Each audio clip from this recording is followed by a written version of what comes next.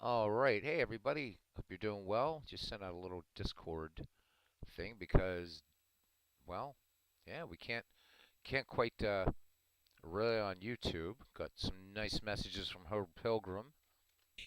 So great to hear from you, Herb. If you catch this on the flip side, hope to see you again sometime, brother. Good stuff. Good stuff. Haven't heard Pilgrim around in the community as always. What a gentleman. So, yeah. And there's Big Clue. I gotta take a couple minutes here. Very fortunate to be able to catch a live broadcast today by MV, and what really made me happy was just his absolute joy, his unbridled enthusiasm for the game of baseball, for this league, and just a really nice guy, and especially from I don't know, just being in simultaneously in Cardiff and Wales and in West Virginia. Probably knew Martinsville, guessing by the accent.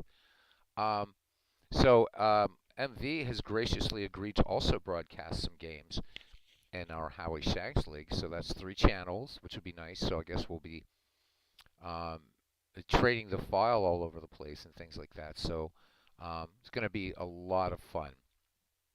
A lot of fun. Well, we do have the best people here. We absolutely do. Even you, Big Clue. Even you. But just hearing MV, just the way he, you know, just in his voice, and I mean, just the utter joy. And I think that with last night we were talking about, is this going to be fun or is this going to be hardcore competitive? I think if you want to get a sense of what this league should be, again, it's going to be competitive, but um, just listen to MV's broadcast. And it's really good. And played an exhibition game, his team and Big Clue, and it was a hell of a game, and quite a finish to say the least. Everybody getting ready for opening day. So now that we have 3 broadcasters, it's no longer just in my lap or whatever. So either Steve or MV or myself, depending upon who, what, when, where, and why. I don't think I'm going to be here Saturday, so that counts Saturday out. I know some people were talking for Monday since Sunday is Western Christian Easter. So, but whatever guys, whatever folks want to do, just we do it in the Discord. Decide when opening day is. So this is trade week and fine tune your rosters week and all that kind of stuff. So yeah, it's just really good. But you know, it was so nice to it's so great to have all the good people that we have in the community, and I'm sure that were I to hear the voices of other people, and I heard, I mean, so many, right, that the second draft night and the enthusiasm and the fun, um, and even though we have some smack talk going down, certainly, I mean, but it's still all like a family here, and I love that. I really love that. Um, yeah. So, on to this KCCL, the Ken Castro Corn League. We're in the second round now. Finished round 1 last night, and what's going to be a lot of fun, I think, for cousin Ken Castro is 2 19th century teams will be facing off. Not tonight, but the 1894 Baltimore Orioles and the 1885 Chicago White Stockings. We will also have the 1912 Boston Red Sox and the 1884 Providence Grays. And what we might do is if Ken's up for managing when he's on here on a night, we'll have him actually manage his Providence team, as he could probably cut great swaths of Pacific Northwest forest to get enough paper to write about the Providence Grays. Also have the 1909 Pittsburgh Pirates against the 1908 Cleveland Naps. That's going to be fun because the Naps defeated the 1904 New York Giants. The New York Giants came into this tournament as favorites, but beating them 2 games to 1. And then finally, tonight's game, I'm going to be calling this the Doppelganger series because of Johnny Evers. But the 1907 Chicago Cubs will be hosting the 1919 Cincinnati Reds. So we'll have probably Evers grounding out to Evers, and I'll get all confused as I usually do. And there he is, Ken Castro coming in saying gents. And Aaron Reed says, hello again, everybody. Harry Carey with Steve Stone here at whatever this game is taking place. And we're live with another beautiful day of tournament baseball.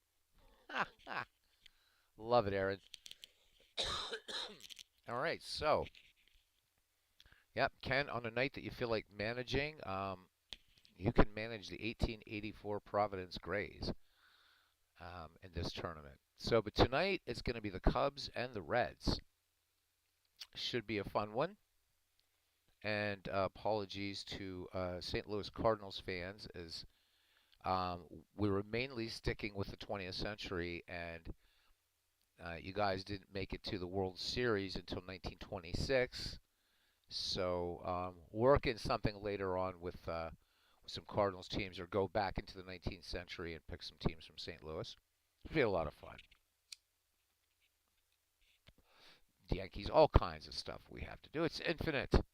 It's infinite, I say. So we're live at the fifth dimension, and at MV's game today was the Battle of Bannockburn, and it would seem that Big Clue was indeed of Robert the Bruce.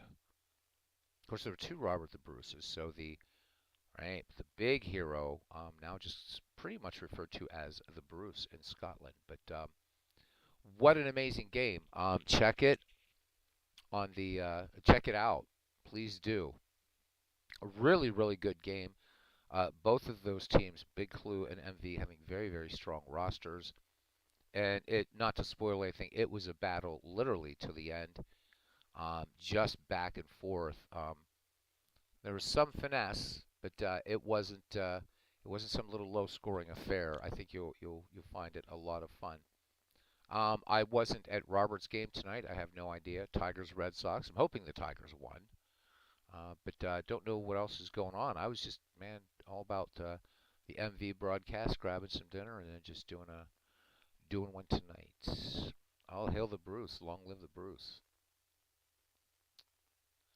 So, Ken says, guys, I didn't say anything earlier, but I'm having surgery in 9 hours. Yikes. Looks like it's a solid plan from my surgeon. Hopefully I'll be released this upcoming weekend. We'll have lots of recovery time to play games. We hope so. And, good vibes coming your way, cousin. You got this. Right? Yeah, he says, whatever edit he uses, please hit me here with some of the mojo. My son will text cousin tomorrow afternoon. Be looking for that. And so, yeah, cousin, you got this. And we got you, man. All right. Definitely, definitely. And I think for you, we'll hold off on the. Uh, it's interesting because Ken's favorite team is the Providence Grays, but he's predicting the 1912 Red Sox to actually win this tournament. He predicted it before the start, and so it'll be kind of fun to see how he'll handle this conflict of interest. Jackass Whiskey and Pinto Beans, whom we have not seen in a while. Yep, absolutely, you become involved. You certainly, certainly do. Big Clue says prayer going out for wisdom for the doc and a speedy recovery for you. Absolutely. Valve replacement, cousin, you got this. You got this. You're gonna be the bionic man, or yeah, that's what he was, the bionic man, $6 million man or something. So yeah. All right, let's get to Chicago. Actually, let me exit and make sure I have the park set up for Chicago. I didn't even bother looking. I think I do. Oh yeah, good. We're gonna get an old sepia-toned ballpark here. Oh no, wrong Chicago. Damn it. Let's try this with the 1907 Chicago squad. Still using the same park, and that's fine. That works for me. And if it works for you guys, let's do this.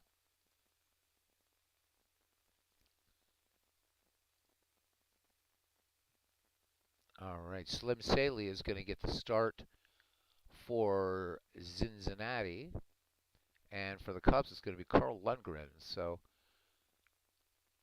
should be a good one. Cincinnati basically handily taking care of the 1904 Boston Braves, although the first game And that series went 17. This is best of 5 now, round 2.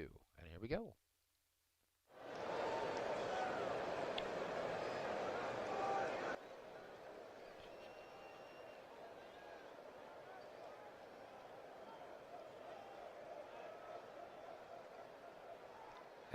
There we go. Everybody coming in, giving their good thoughts to our cousin Ken Castro.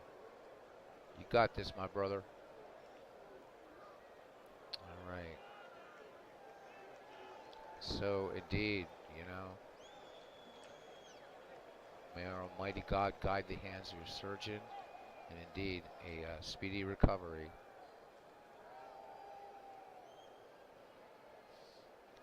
All right, let's do the starting defense for the 1907 Chicago Cubs. From first to third, hopefully we're going to get to do the Tinker to Evers to Chance. So Frank Chance at first base, Johnny Evers at second, and again, we'll see. Will we see Evers? Oh, Evers not in the starting lineup for Cincinnati, so that'll be interesting.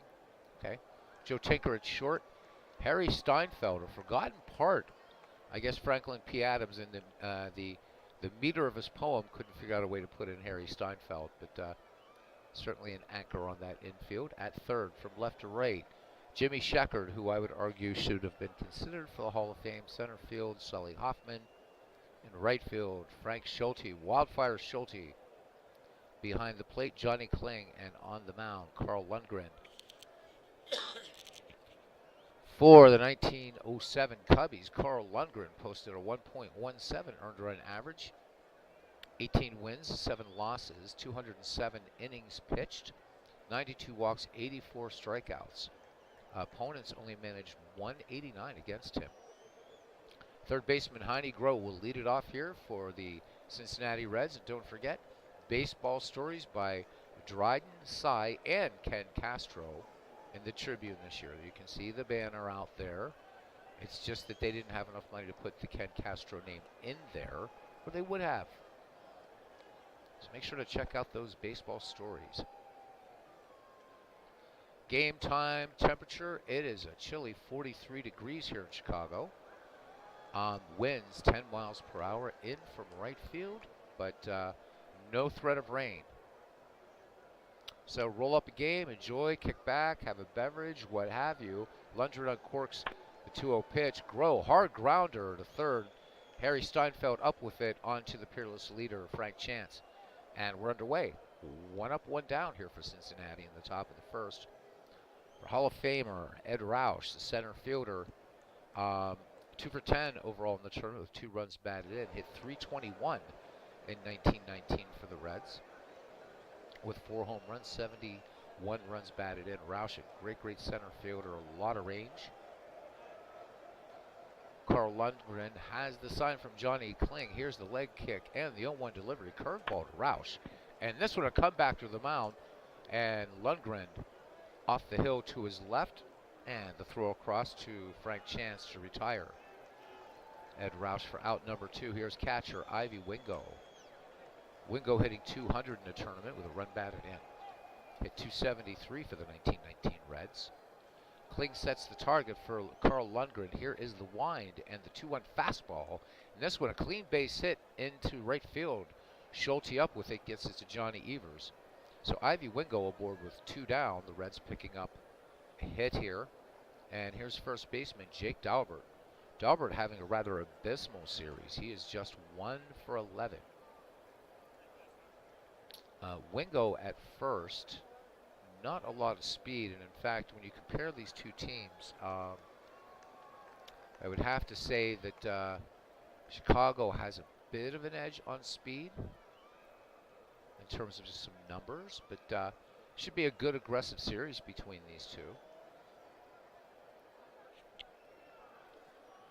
Jake Daubert bats lefty, pretty good bunter. Carl Lundgren winds and fires.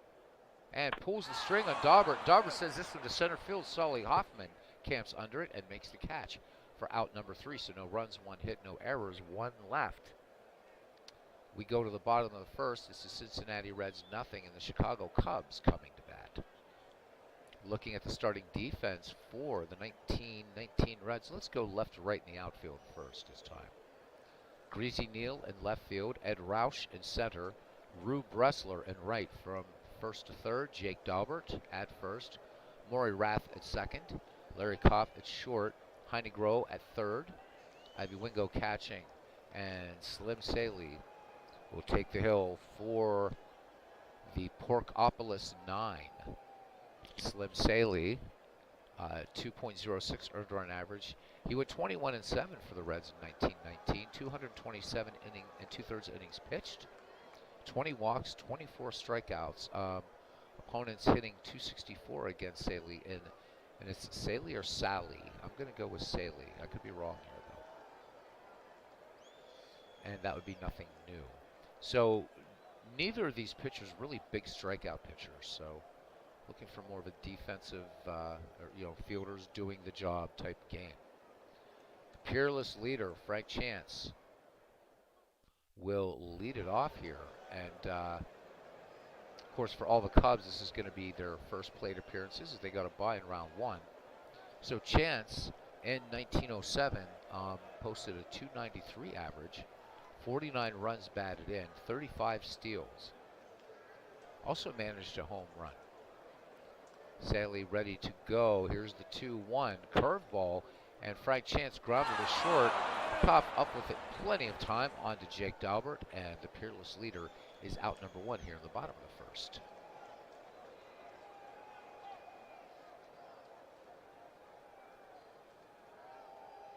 As we continue, Solly Hoffman now. Hoffman, a 268 hitter.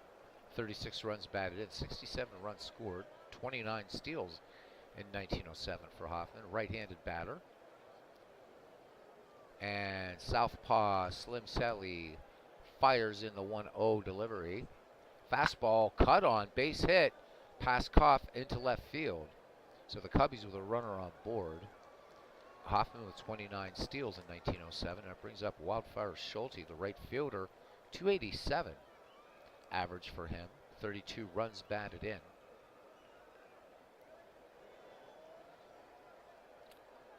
Saley peers in, gets the sign from Ivy Wingo. A check of Hoffman at first, being held on by Daubert. Here is the throw over, and diving in under the tag is Jake Daubert. So safe and a close call, but Hoffman with a quick sweep tag just misses Daubert. Daubert back into his lead now. Or Hoffman back into his lead, rather conservative this time. Saley deals the 0-1. Schulte cuts on this curveball, fly ball to center, but Ed Roush handily gets that one, going back into his right. 2 away, Hoffman gets back to first, and here's catcher Johnny Kling. So Johnny hitting 284 in 1907, 43 ribbies, 44 runs scored. Hoffman into his lead. Here's the 2-out, 1-1 delivery to Johnny Kling. Another changeup from Saley, and this one base hit into center field. This one over the head of Johnny Evers, and going for 3 is Hoffman. So runners at the corners for the Cubbies, 2 away. And here's left fielder Jimmy Sheckard, ball player I always liked. Sheckard hit 267 in 1907. Jimmy with 36 runs batted in and 31 steals. Seen Jimmy Sheckard, have played him in a number of sims. Of course, we've seen Sheckard in the Ned McGreevy League, and Sheckard always seemed to be kind of like clutch in the same way that I think of Jim Rice as being clutch. So Johnny Kling at first stole 9 bases in 1907. So not exactly a slow coach for a catcher. Southpaw Saley deals. Here's the pitch. Sheckard swings. Hard ground ball to second. Maury Rath had him played perfectly under Jake Daubert for the 4-3 putout. The runs to hits. No errors to left. And we've completed 1 here in Chicago. And we are scoreless. The West Side grounds. Quentin Parks joining us here in Chicago for today's game for the ladies. McDreamy, Dempsey, Clinton Parks, and Regina Wolf Parks.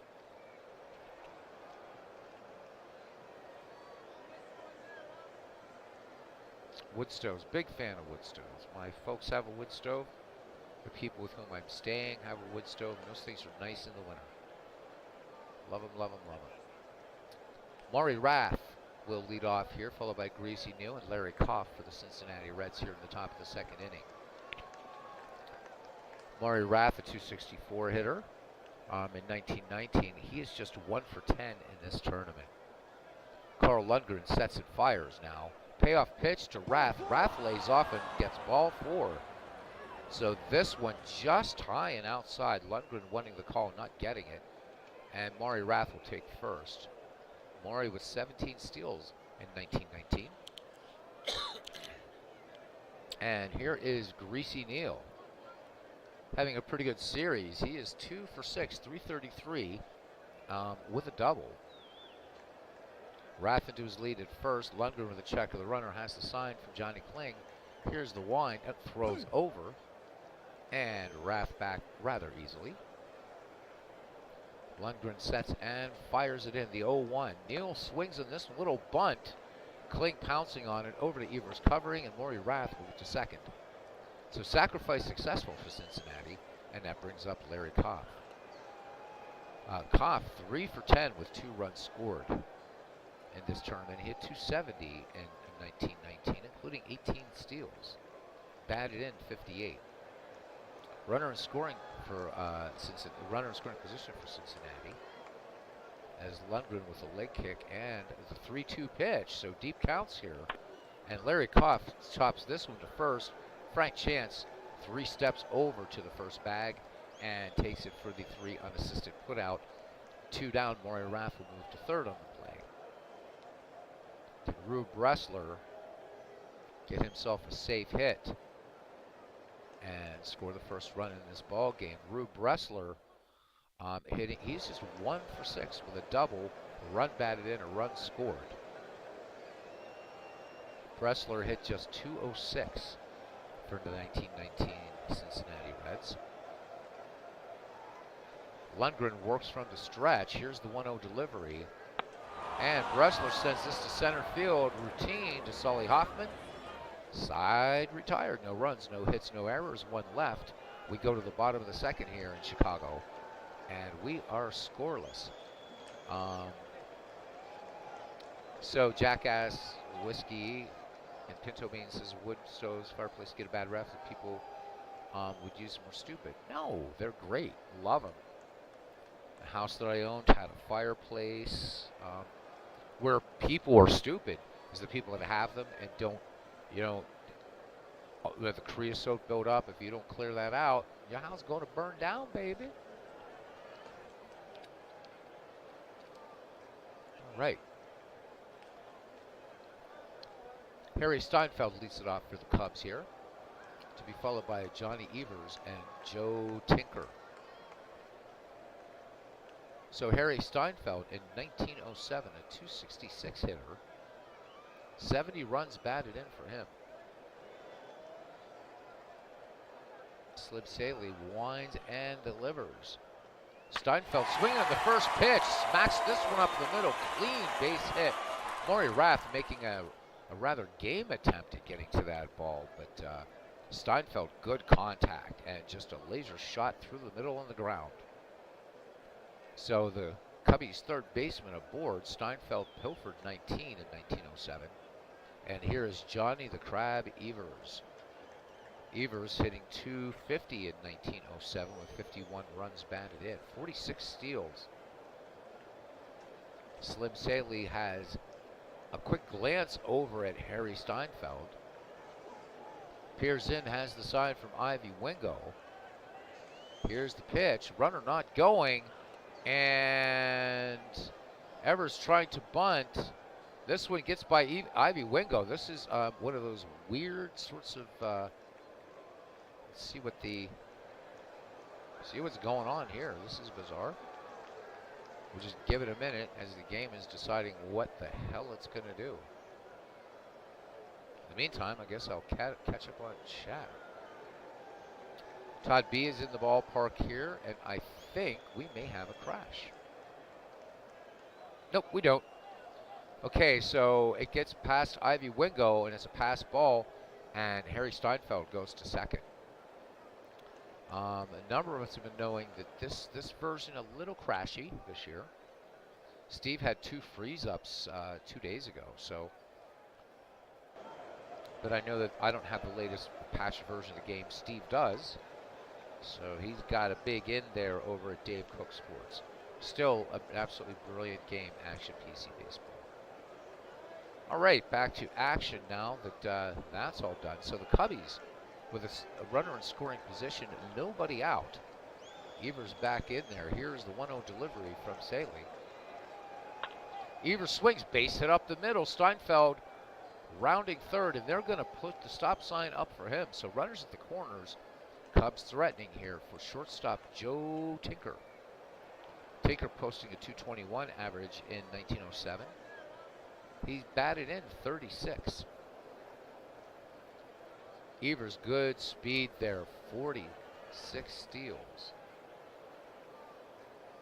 Wingo sets up, ready to gun. Saley delivers the 0-1 delivery to Tinker. Runner does not go. Joe Tinker grounds to short. Koff to Rath onto Daubert for the double play, but Harry Steinfeld will score the first run of this ball game. And the 1907 Chicago Cubs jump out to a 1-0 lead here in the bottom of inning number 2. PQ River is in the ballpark with us. Always good to see him.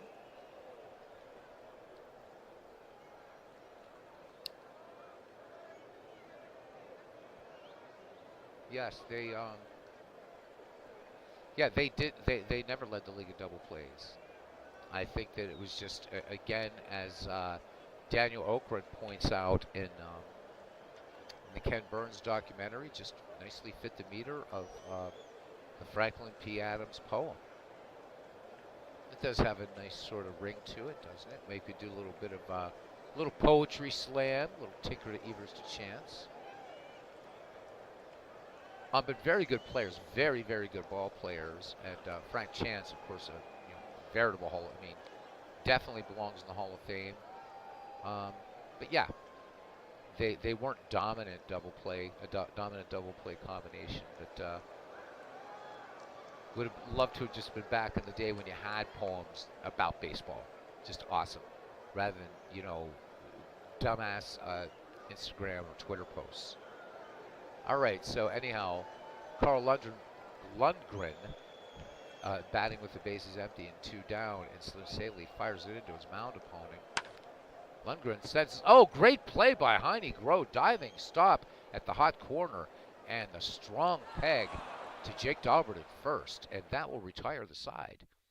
But the Chicago Cubs, 1 run, 2 hits, no errors, nobody left. We have played 2 here at Westside Grounds in Chicago. And it's the Cubs 1 and the Reds nothing. Slim Saley, and then back at the top of the order, Heine Groh and Ed Roush. Every time I say Saley's name, Saley, it reminds me of something Big Clue said. That it's for some of these players, right? We never heard, those of us now here, never heard their names spoken in their time. So maybe we'll switch between Saley and Saley. I have no idea. Clint usually corrects us. Usually corrects us on our pronunciations on these weird ones. Not as bad as ID Jester though. Gubitska. I think he has a little bit of the, and I love Jester, but I think he has a little bit of Harry Carey in him without the drinking bit. All right, so we'll call him Slim Saley for a little while. So Saley here. He's over 3 in the tournament, a 189 hitter in 1919. Carl Lundgren with just a walk. Why do I have trouble with a Scandinavian name? I have no idea. But the 0-2 delivery, and down goes Saley for the strikeout. So Lundgren picking up his first K, and leadoff hitter now. Heine Groh steps in. Groh grounded to third in the first. Lundgren's delivery, the 0-1 fastball, popped high in front of the plate. Johnny Kling has it in his sights, and he will make the catch for out number 2. Ed Roush, his first time up, grounded back to Lundgren. Lundgren deals to him.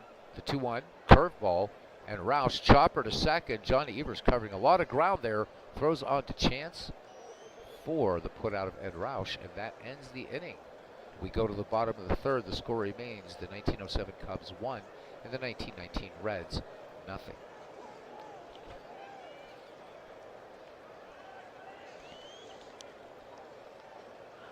So Big Clue says that Franklin P. Adams taught a young Clue what a Gonfalon was. I love it. Ruthlessly or mercilessly, depending upon which version of the poem you read, pricking our Gonfalon bubble, making a giant hit into a double. Fun poem. Really fun poem.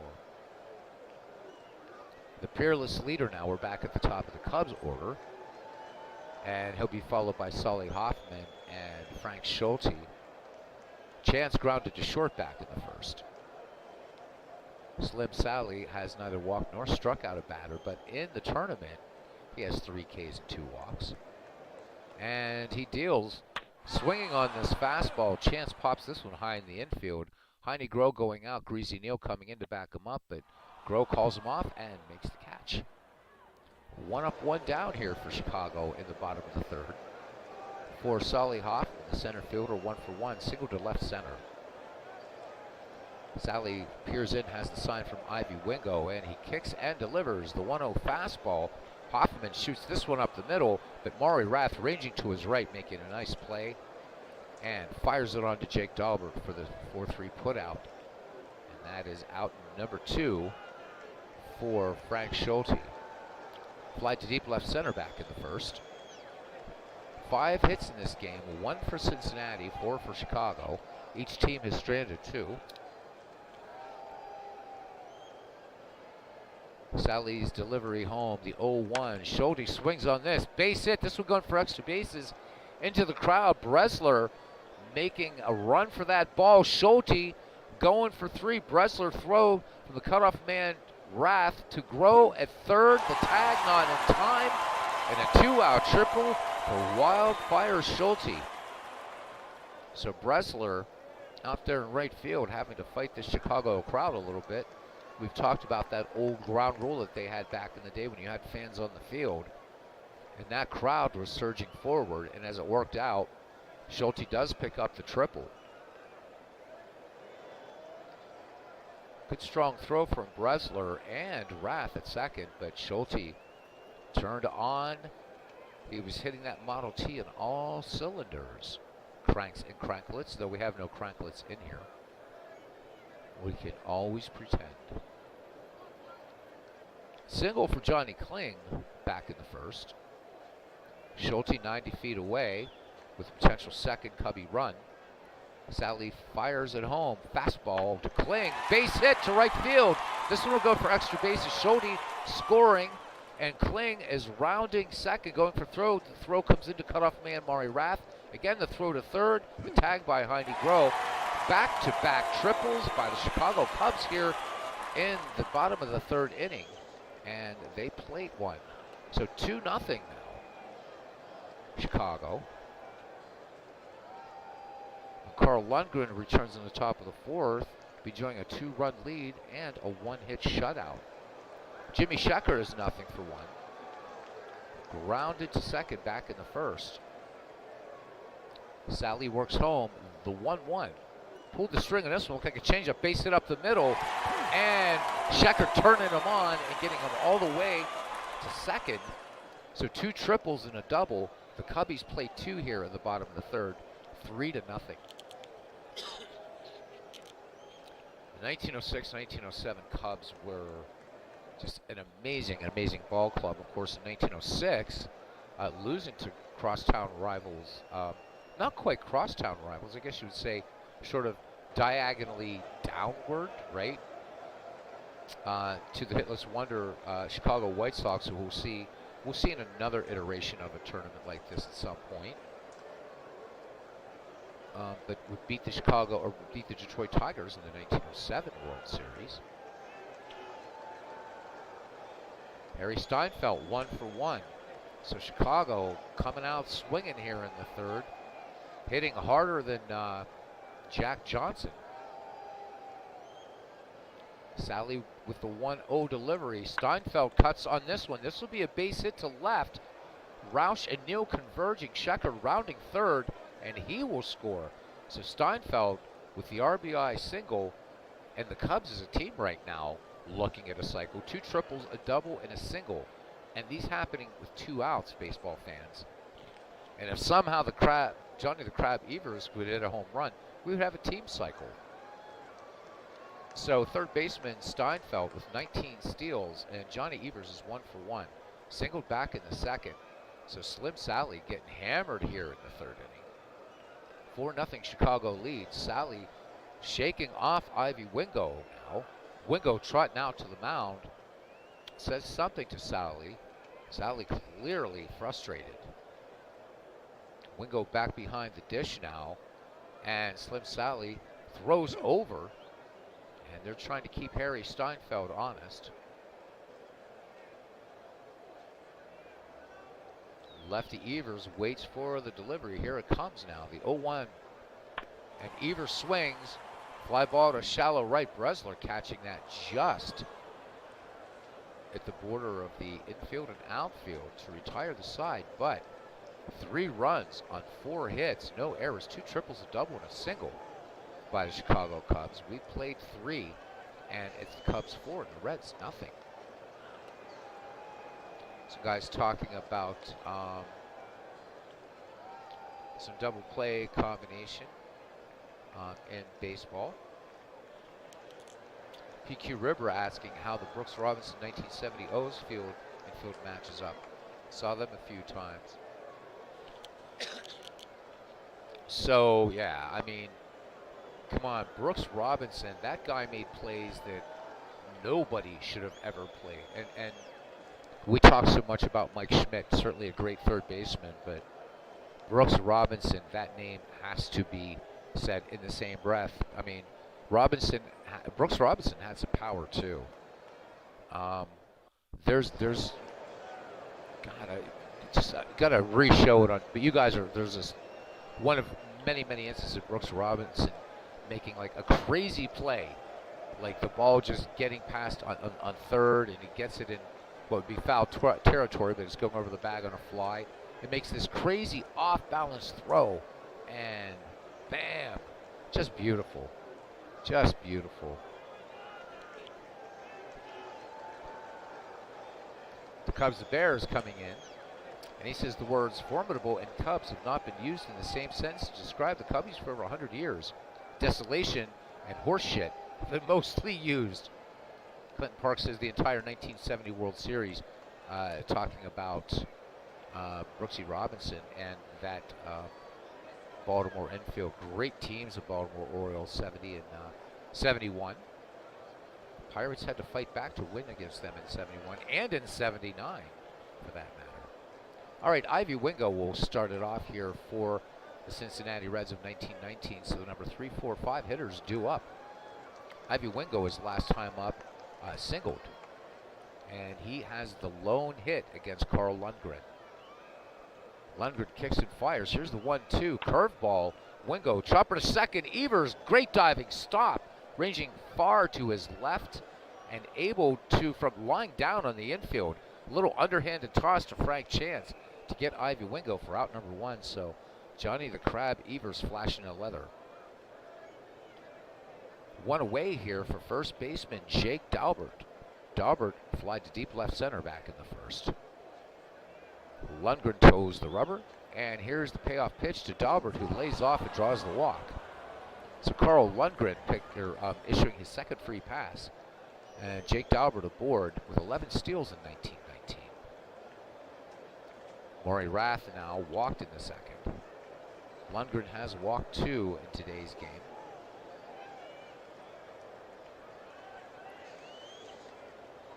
First game of a best-of-5 between the Cincinnati Reds and Chicago Cubs in round 2 of the KCCL tournament. Got some great matchups still to go, and this one looking to be, well, hopefully a good one. We'll see. Lundgren deals the 0-1. Maury Rath sends this one to center field. Sully Hoffman says can of corn, and he's got it. Jake Daubert getting back to first. 2 away here in the top of the 4th. West Side grounds filled to capacity on this chilly day in Chicago. Actually, temperature going down a little bit. 38 degrees and a stiff breeze, 13 miles per hour.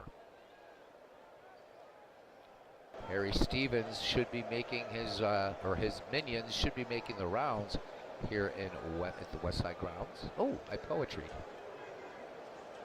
Throw over, Dahlberg back.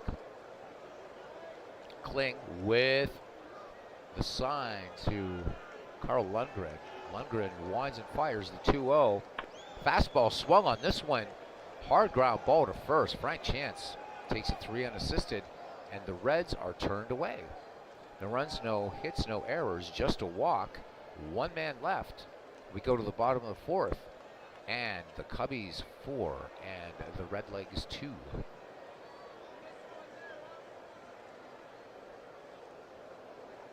And leading off here is Joe Tinker.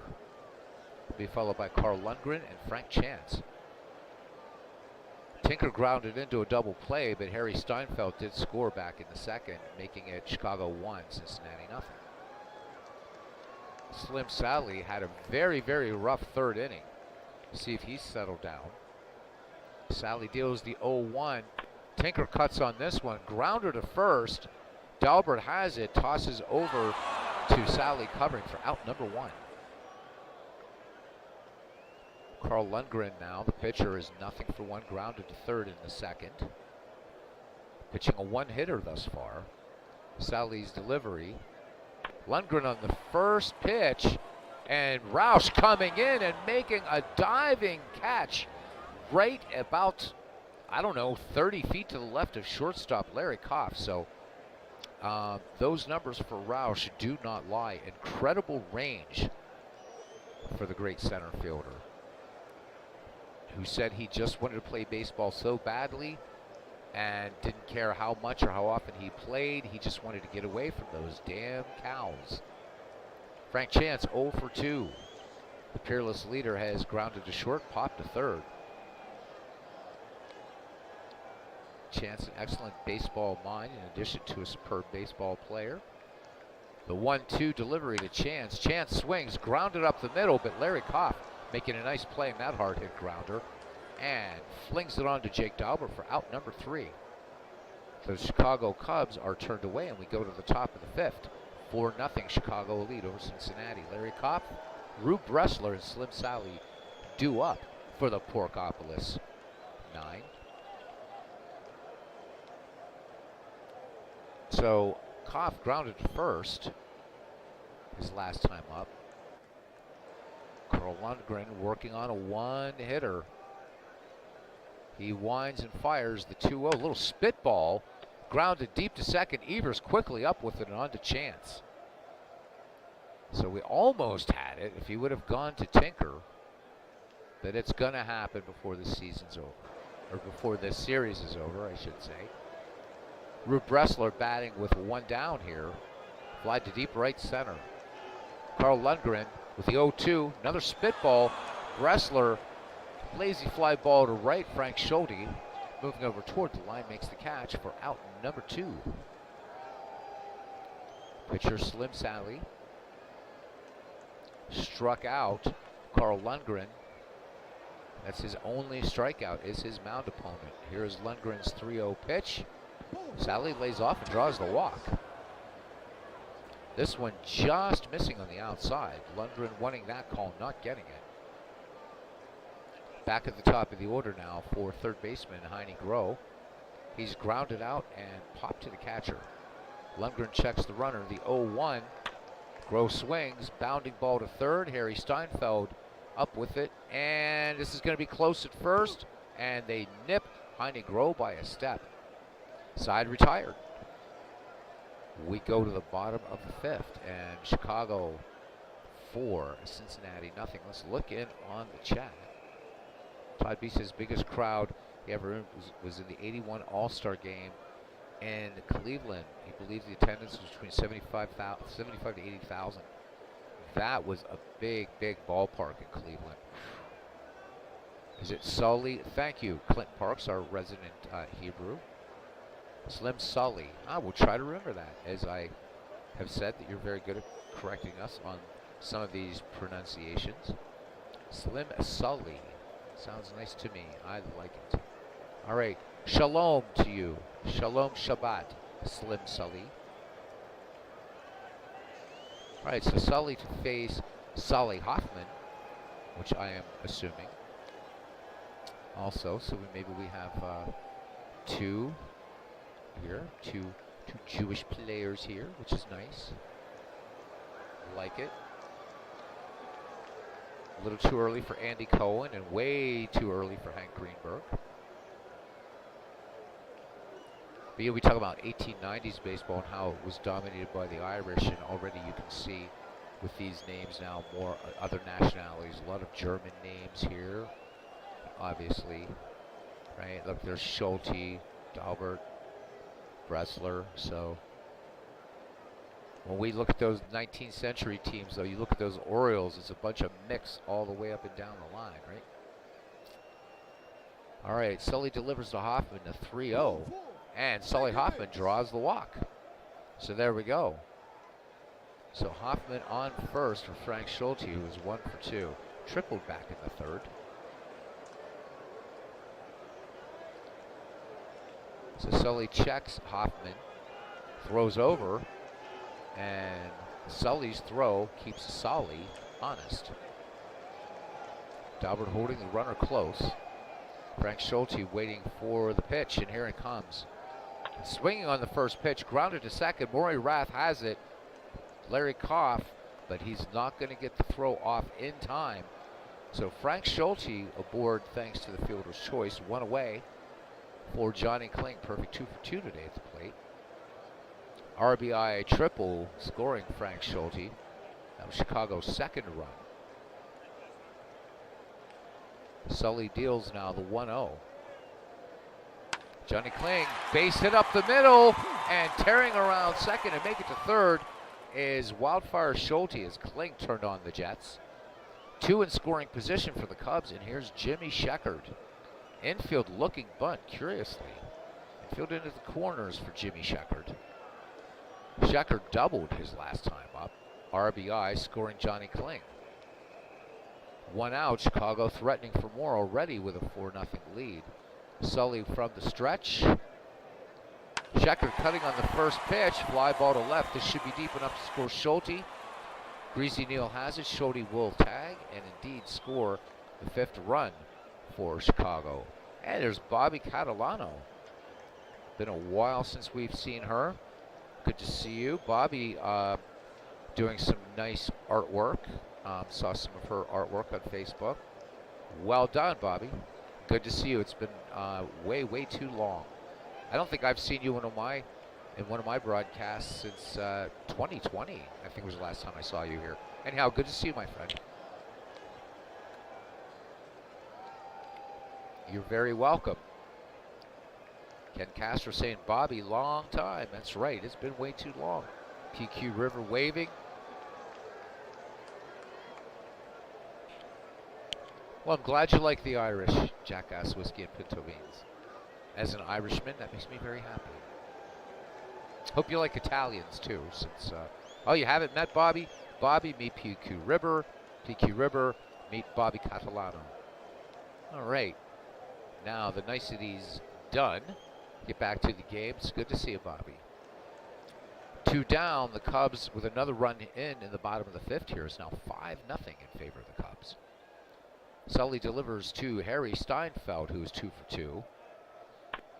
Steinfeld rips on this one, but Maury Rath playing some fine second baseman today. Fires onto Jake Dalbert for the 4-3 putout. Side retired, but 1 more run in for the Cubs, 1 hit, no errors, 1 left. We've played 5 here at West Side Grounds. It's the 1907 Cubs 5 and the 1919 Reds nothing. So Lundgren pitching tough today. Just 1 strikeout, but holding this Reds team to just 1 hit through 6, or through 5, I should say. So Ed Roush has grounded out twice. Kling sets the target. Carl Lundgren with the 1-0 delivery. Looks like a little changeup, grounded hard to third. Steinfeld has eons to throw this ball to retire Ed Roush. So Steinfeld to chance, one away, and Ivy Wingo. He has a single and grounded to second. The only hit against Lundgren thus far. Here's the 3-1, and Ivy Wingo will have both hits against Carl Lundgren as he hits a little flare that gets down in front of Schulte and right. Here's Jake Dalbert now. Walked back in the fourth. Lundgren checks the runner, the 2-1 delivery to Dalbert. Dalbert swings, and Evers to Tinker, but and the throw to chance is not in time. We almost had a permutation of Tinker to Evers to chance. So 2 away, Dalbert at first. For Maury Rath, nothing for 1. And if the Tinker to Evers to chance does come up, I'm hoping the chat will do hashtag Tinker to Evers to chance, just to have it out there. Carl Lundgren's 1-1 delivery to Maury Rath, fastball. Rath swings. This one, Carl Lundgren comes off the mound to his right and fires it on to Frank Chance to retire Maury Rath. So the Reds get a hit, and that's it. Bottom of the 6th, it's still a 5-0 Chicago lead here in game 1 of round 2 between these two teams in the Ken Castro Corn League tournament. And Aaron Reed greeting Bobby. We don't have Robbie tonight, we have Bobby. And Bobby, much nicer company. We love you, Robbie, but we're going to hang out with Bobby. Now we have a cranklet in the... So now I can say cranks and cranklets. So we got one in the ballpark. All right. Johnny Evers will lead it off, followed by Joe Tinker and Carl Lundgren. The Cubs have collected 9 hits, and Johnny Evers has one of them. Singled back in the second. Flied to shallow right then his last time up. Slim Sully deals. The 1-0 delivery. Change up to Evers, and this one a clean base hit to left. Greasy Neal up with the ball, gets it into the infield, and Johnny Evers is aboard for Joe Tinker. Reportedly, these two didn't talk for 2 seasons after an argument over cab fare.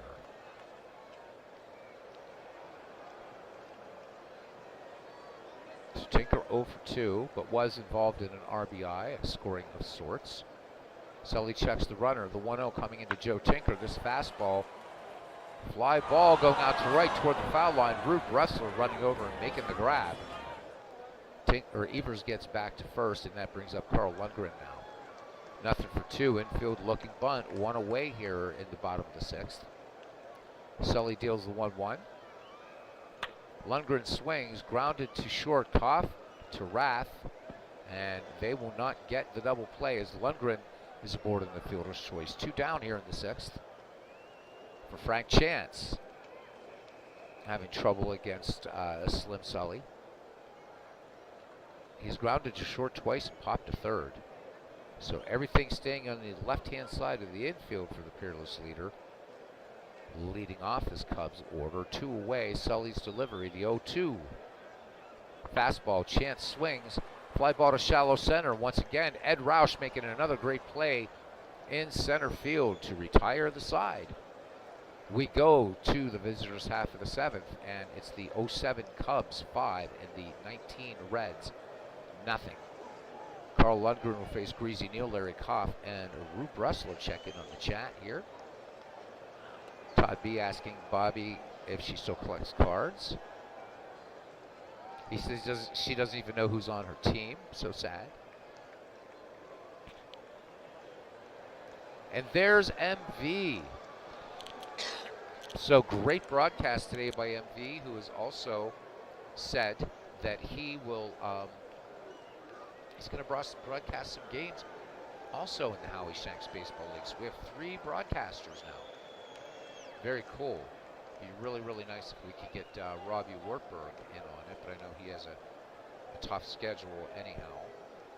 But who knows, maybe occasionally the erstwhile Robert Wartburg may do a game. We'll get Aaron on here sometime and kind of co-broadcast with him. Once we get the Howie Shanks Bingo League off and running, either this weekend or early next week. Greasy Neal 0 for 1 against Lundgren. Lundgren working on a 2-hitter. Full count delivery, and Greasy Neal, strike 3 called. So Carl Lundgren picks up his second K of the day, and that brings up shortstop Larry Koff. Rube Bressler waits on deck. Koff has grounded out twice. Lundgren with a 1-0 pitch. Fastball swung on, chopped up the line to first. Frank Chance about 3 steps to first base to retire the side. 2 quick outs here in the top of the 7th for Cincinnati. And Rube Bressler in the box. Bressler has flied out twice. Lundgren's wind and the 1-2 delivery fastball.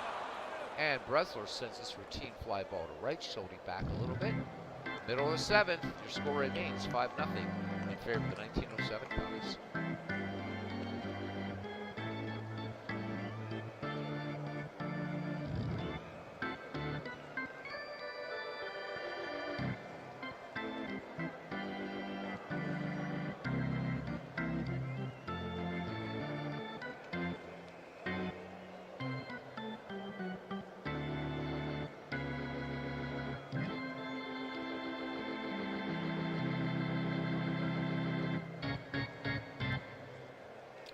MV telling, he says, hey Ken, told you these Cubbies are the greatest.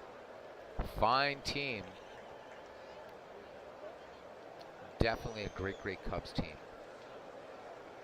Again, one of the first powers in the National League, along with the Giants and the Pirates. Sully Hoffman will lead off here. The number 2, 3, 4 hitters are due up for the Cubs here at the bottom of the 7th inning. Sully is 1 for 2. He walked back in the 5th. Sully's delivery to him, swinging the first pitch, clean base hit, stroke to left. Greasy Neal up with it, and Sully Hoffman aboard.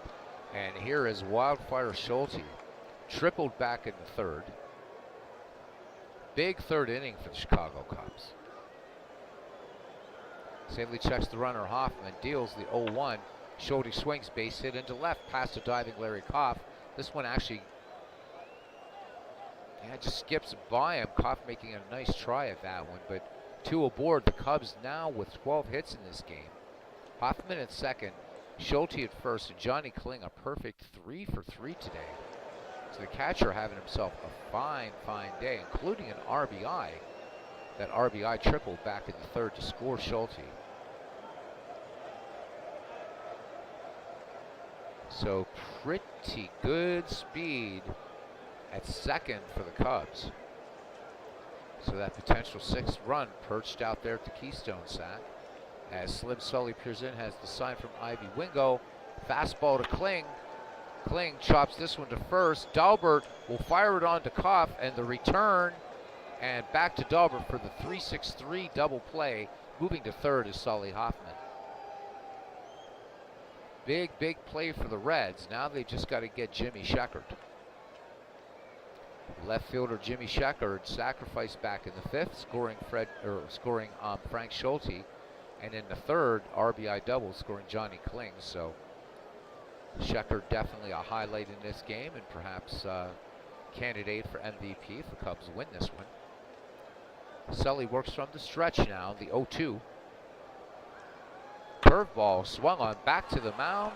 Sully has it onto Jake Dahlberg for the 1-3 putout, and side retired. We go to the 8th, and the score remains 5-0.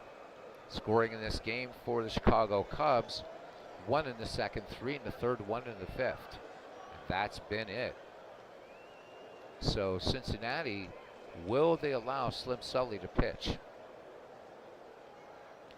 Sully has struck and walked out and walked in this game. Carl Lundgren deals. Sully will indeed hit. Little chopper to shallow short, and Tinker had to hurry his throw, and Sully is just out. Great play by Joe Tinker at shortstop. Incredible, really good range out there. He's rated a 9. So strong on the left-hand side and not too bad with Evers. So a very, very good infield for the Chicago Cubs. Heine Groh now back at the top of the order for Cincinnati. And he is nothing in 3 attempts against Carl Lundgren. Again, Ivy Wingo has the only 2 hits against Carl Lundgren. Lundgren fires it in. Groh swinging, gets the bunt down, and it's a good one. Chance comes in with it by the time he has the ball. Throws it, and not in time. So Heine Groh picking up base hit number 3. This one on a bunt single. And the Reds have a man aboard, 1 down for Ed Roush.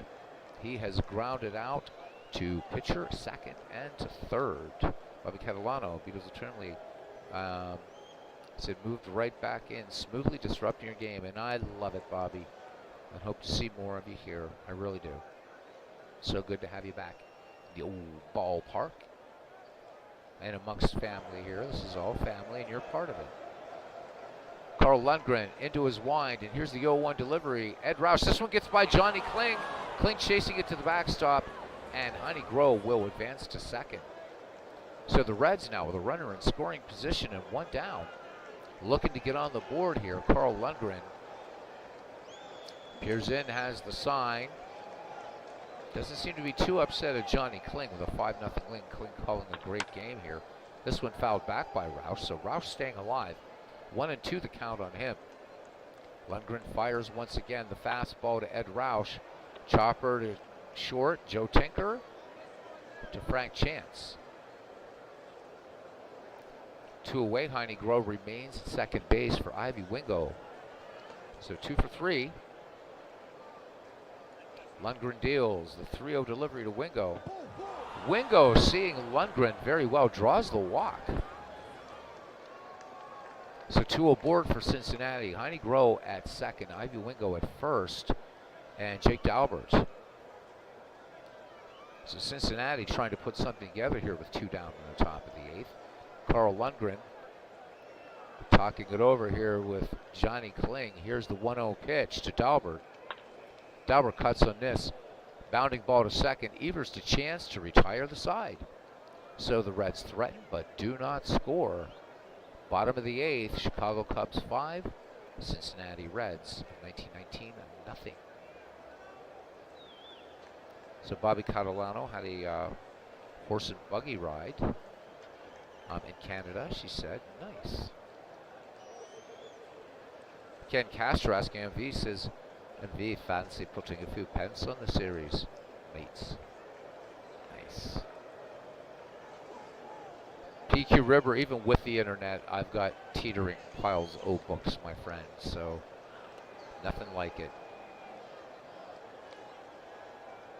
MV confidently replying to Mr. Castro, it's in the bag, Ken. Can't take your money. Oh, my.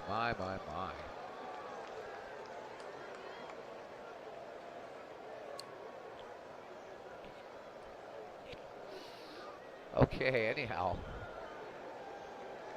Not only does That's Your Workplace, 40,000 books. Nice, love it. I call that heaven, PQ River. The 2 are synonymous, books and heaven. Harry Steinfeld will lead it off here. The number 6, 7, 8 hitters due up for the Cubs here in the bottom of the 8th. Steinfeld, Evers, and Tinker. Harry Steinfeld is 2 for 3, RBI in the 3rd, scoring Jimmy Sheckard. Slim Sully with the 0-1 delivery, curveball, swung on, chopper to second. Maury Rath with the toss onto Jake Dauber to retire Steinfeld for out number 1. Pardon me, Johnny Evers scoring a 2 for 3, or sporting a 2 for 3 here. Sully works home the 2-0 curveballs, and this one smacked all the way down to line to right, and Evers thinking about 3, but he's going to hold up at second. Bresler having to get to that ball in a hurry. Might have, seems like he wrested it away from a, possibly the Cubs to Bears great-great-great-grandfather when he was like 9 years old. I'm not sure, but Bresler muscling that ball, and Evers having to stop at second. So The Cubs with the potential 6th run in scoring position for shortstop Joe Tinker. Ground into a double play in the second, scoring Harry Steinfeld, though. Sully delivers the 3-0 to Joe Tinker. Curveball missing.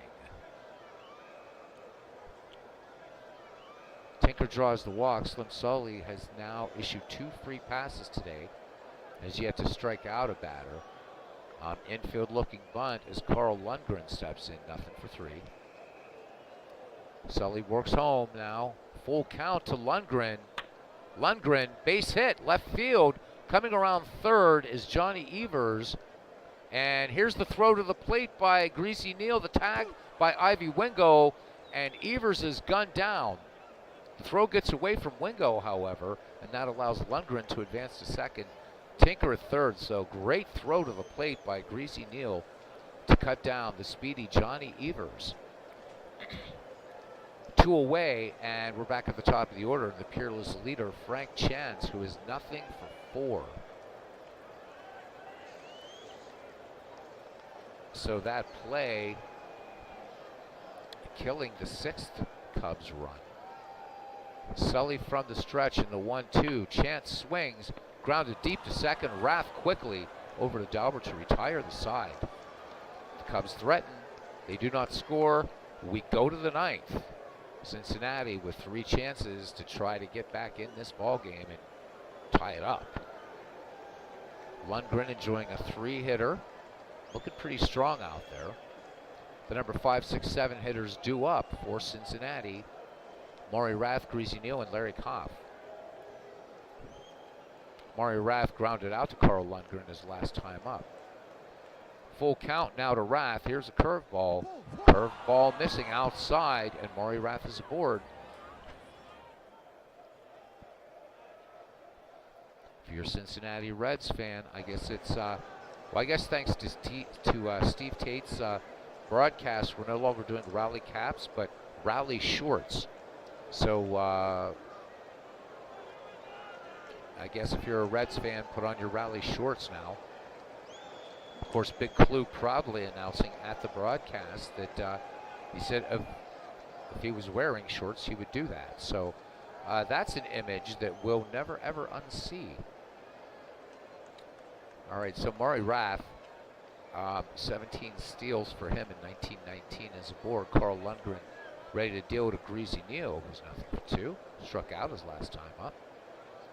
Here's the wind in the 1-0. Fastball to Neal. Clean base hit to right field. Neal going for 2. Tinker's tag not in time. So the Reds, 2 aboard, nobody down. Maury Rath at third. Greasy Neal at second. And Larry Koff, nothing for 3. The shortstop has grounded out 3 times. The Reds looking for a little 9th inning comeback here. I think 9th inning magic is trademarked by by Robert here, RJO Network, so I'm not going to use 9th inning magic. I should sue though, since I am actually a sleight of hand artist, but what the hell. Robert's a nice guy. Lundgren deals now from the stretch. Koff cuts on the first pitch, ripped to first, chance to Lundgren to get Koff, but coming in to score is Maury Rath. And the Cincinnati Reds get on the board. It is now 5-1 here in the top of the 9th. Neal is at third for Roop Bressler, who is nothing for 3. Lundgren from the stretch. The 1-0 pitch. Bressler, routine fly to right, going back on it is Wildfire Schulte. And tagging and coming in, the throw to the plate. And safe is Greasy Neal. So 2 in now for Cincinnati in the 9th. On the sacrifice by Roop Bressler. And here's Slim Sully. Be very surprised to see him batting. 2 down, bases empty. And it will be Pat Duncan, who hit 244 in 1919. Bounding ball up the first base line. Chance to Lundgren, and that's your ball game.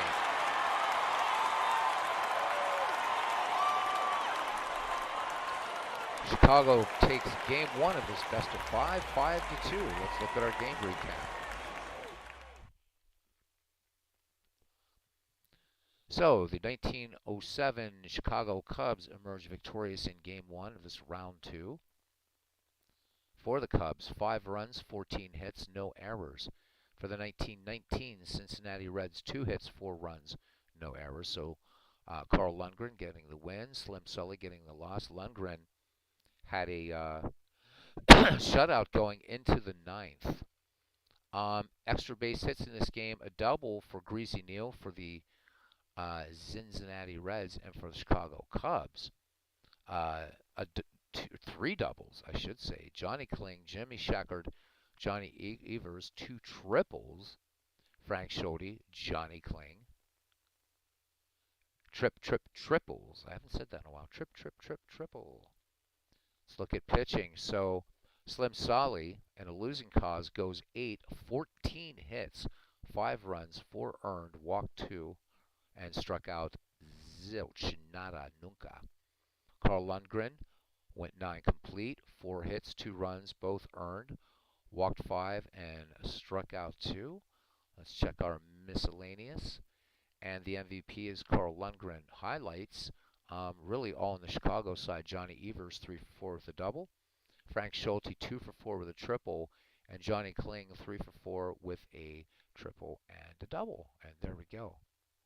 Let's look at our playoff bracket now.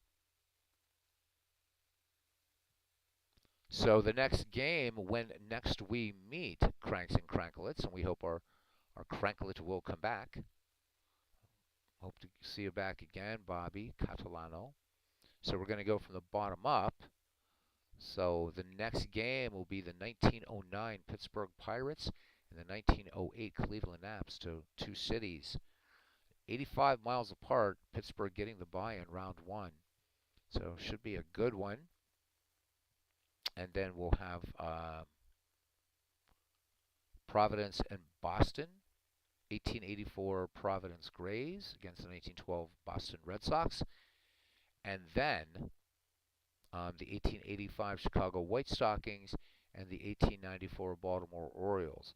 So what we'll do on this KCCL is we will play the next game in this, Pittsburgh and Cleveland, and then we're going to, because we're waiting for Cousin Ken, because he is coming back and soon, be able to chill out, listen to some games, because the Providence, Boston, and Chicago, Baltimore games should be nearest and dearest to him. So we're going to go ahead and exit. We can chat for a few minutes, and then we're going to shut it down.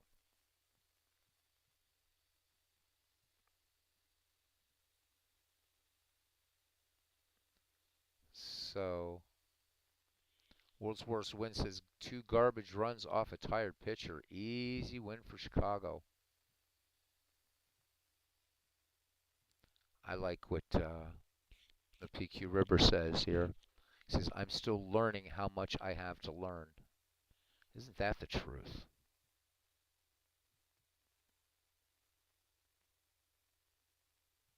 Well, Bobby, we have our family here. It's a family, and we're here almost every Saturday nights are usually, except for this past Saturday, usually the only nights I'm not doing something. So you're always welcome in. And I'm sure if you're back in the community now, I'm sure Al will be glad to see you again if you haven't already been to one of his live streams. So we got some good content creators in here as well, Bobby with MV. I think you're actually going to love the way he calls the game. And of course, we can't forget our good friend Aaron Reed, who I'd love to hear him call a game sometime. An entire game is Harry Carey. I think that would be a blast and would probably just absolutely blow up the YouTube sports gaming community. So you are always welcome here. Great, great, great seats. So here we are in the 2023 baseball season. Yeah, you should be adding people. Absolutely. Todd B says MV says them's feuding words, Tate and his hillbillish brogue.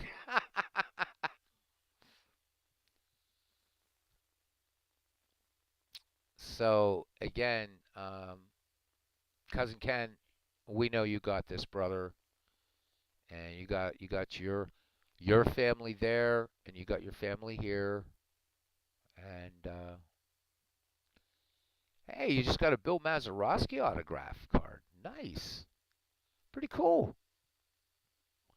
Oh, Bobby, I don't end right away. I'm not like the other guys.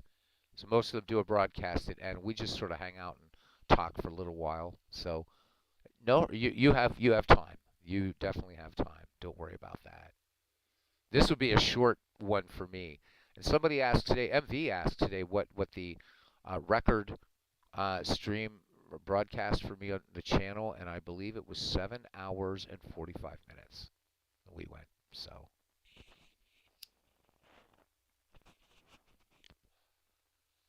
am I playing another one? Well, Ken, I mean, it's up to you, buddy. You have to get up in 9 hours, man. I don't know how much sleep you need. So, I have not read A.E. Coppard. I have not. I'm always on the lookout for new reads. Um, Not Lou Reed, but new reads. I do. I still big clue. I've just been so it's been so crazy. I have yet to start baseball in the Garden of Eden. Looking forward to that one, and about 3 billion other things lying around looking at me, including Robert Toombs' classic, The English and Their History. Got a wonderful, beautiful book of Irish history I've got to jump into. Just trying to find time for all the stuff going on right now that I'm doing. I spent all afternoon designing a website, and yikes. Uh, PQ River says he does quote unquote stuff. I think PQ and we're going to have some good conversations. Superfluous, creative nonsenses. Love it. Stuff is good. It's Bobby, an artist. Bobby does some really, really good. She's very, very creative. All kinds of smart folk. I realize it's the YouTube gaming community and sports community, whatever, but I'm blessed. I think I have the smartest people here. I do, I do. So um, I'm privileged. I just feel so privileged. Let me see. I think the only good news today for me, um, if I am correct on this, and this. Oh, hey, look at this. The Pirates leading Boston 7-6. So could we win our second game? Hmm. So I don't know. We'll see. Check back in a few minutes. I didn't know we were playing today. So 2 outs, Boston with a runner on first. So we'll check it out in a little bit. Bobby says variety is our thing. Ken, okay, you're not sleeping. Yeah, so Ken, it's up to you. Do you want me to do the 1894 Orioles, 1885 White Stockings? Who they lost, so that doesn't tell me a lot. So if the Pirates lost, let me just look. Okay, so MLB still showing this. Oh, yep. So it looks like the Pirates won. Well, well, well. How about it? Pittsburgh Pirates edge the Boston Red Sox 7-6. Way to go, Bucks. All right. I'll take it. I will take it. Definitely.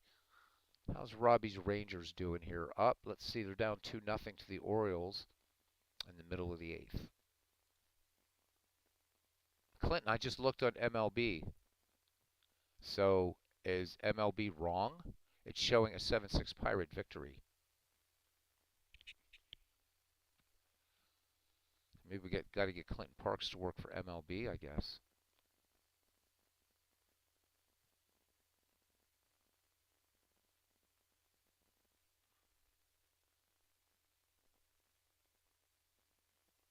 That's what I just said. The Pirates won. I know. I'm not rooting for the Red Sox. I said the Pirates were ahead 7-6. Why would I root for the Red Sox? Dirty words, dirty words. Why would I root for those guys? I root for them in the postseason, right? And I root for them when they play the Yankees. But during the baseball season, if the Pirates are playing, I mean, the Pirates are my team, dude. All right, let's do this. Pa. They are the nation. They're the Red Sox. Great history, great franchise, but hey. All right, so this should be fun. I think this is, I'm guessing, the first time in the YouTube sports gaming community where we have two 19th century teams facing off in this kind of tournament. The 1885 Chicago White Stockings and the 1894 Baltimore Orioles. We're going to see the same ballpark that we just did, but let's just go and do this. We'll let Baltimore be the computer unless Clinton would like to manage the Orioles. I don't know. That's up to him. Or we'll just go ahead, and if he wants to, that's what we'll do.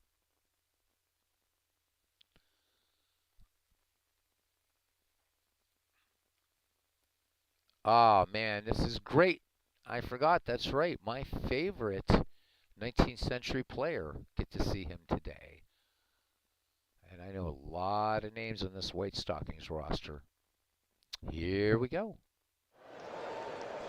Welcome to the 19th century. And the way this park looks, it could easily pass for a 19th century anyhow. Love it, love it, love it. A 19th century game. Oh, I'm sure you have, Clinton, but I've been a Pirates fan longer than Aaron Reed's been alive. So there we go. I like the Red Sox. The only I hate the Yankees. Sorry, world's worst gamer. You guys have a storied franchise, but I still hate the Yankees. I hate the Yankees organization, not so much Yankees players. I mean, you can't hate Lou Gehrig, for God's sake, or Babe Ruth.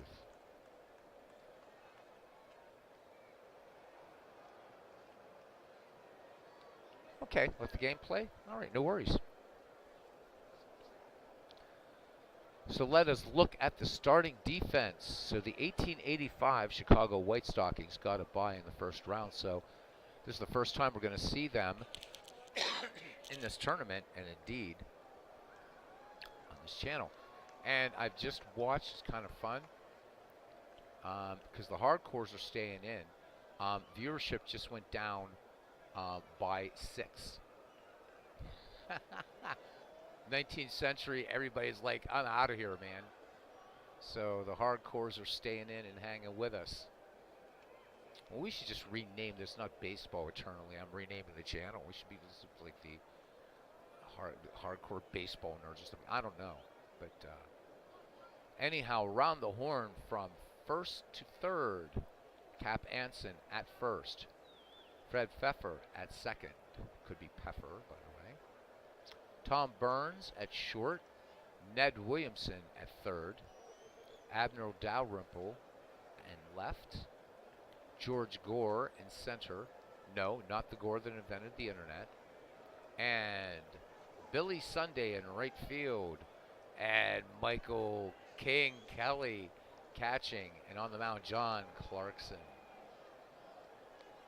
This should be really, really, really fun. Of course, the 1885 White Stockings playing when the pitcher's box, it was not a mound, when the box was like, what, 50 feet away. Very, very different rules, but just going to be fun to just do this game. So we're ready to go. Bobby Catalano, she counts as a hardcore. As long as she stays to see the opening of this 19th century game, that's hardcore.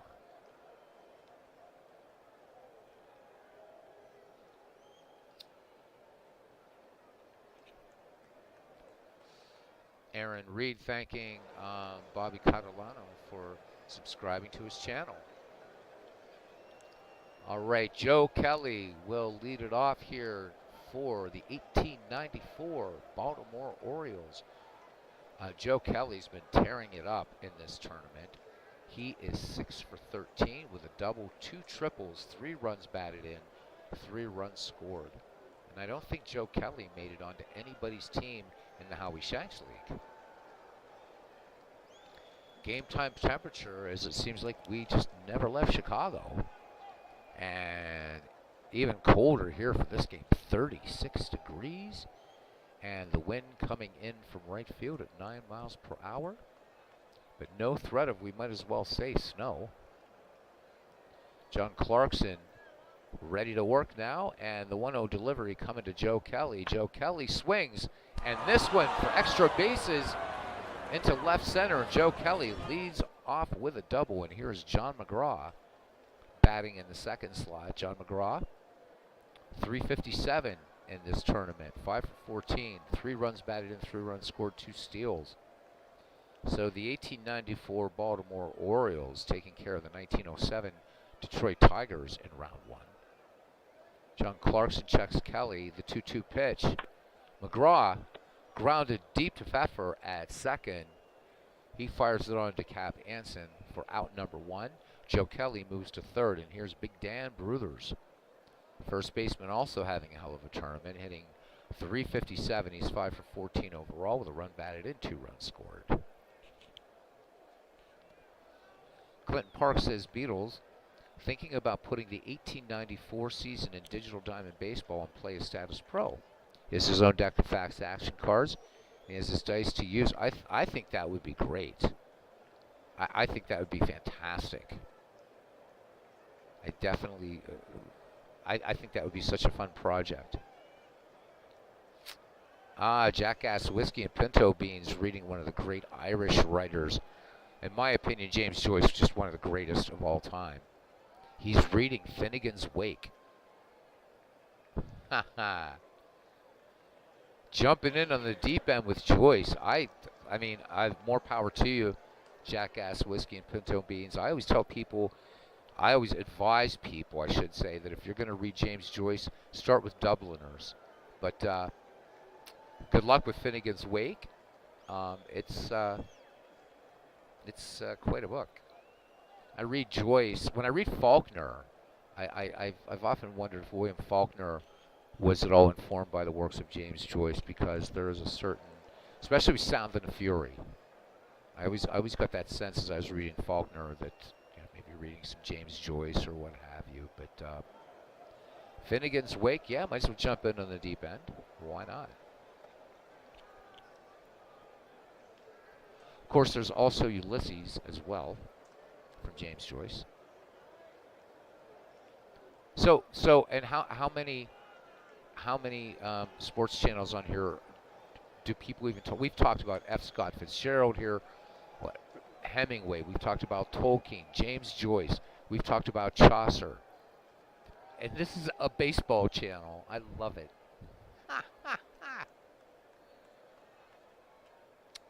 So there we go.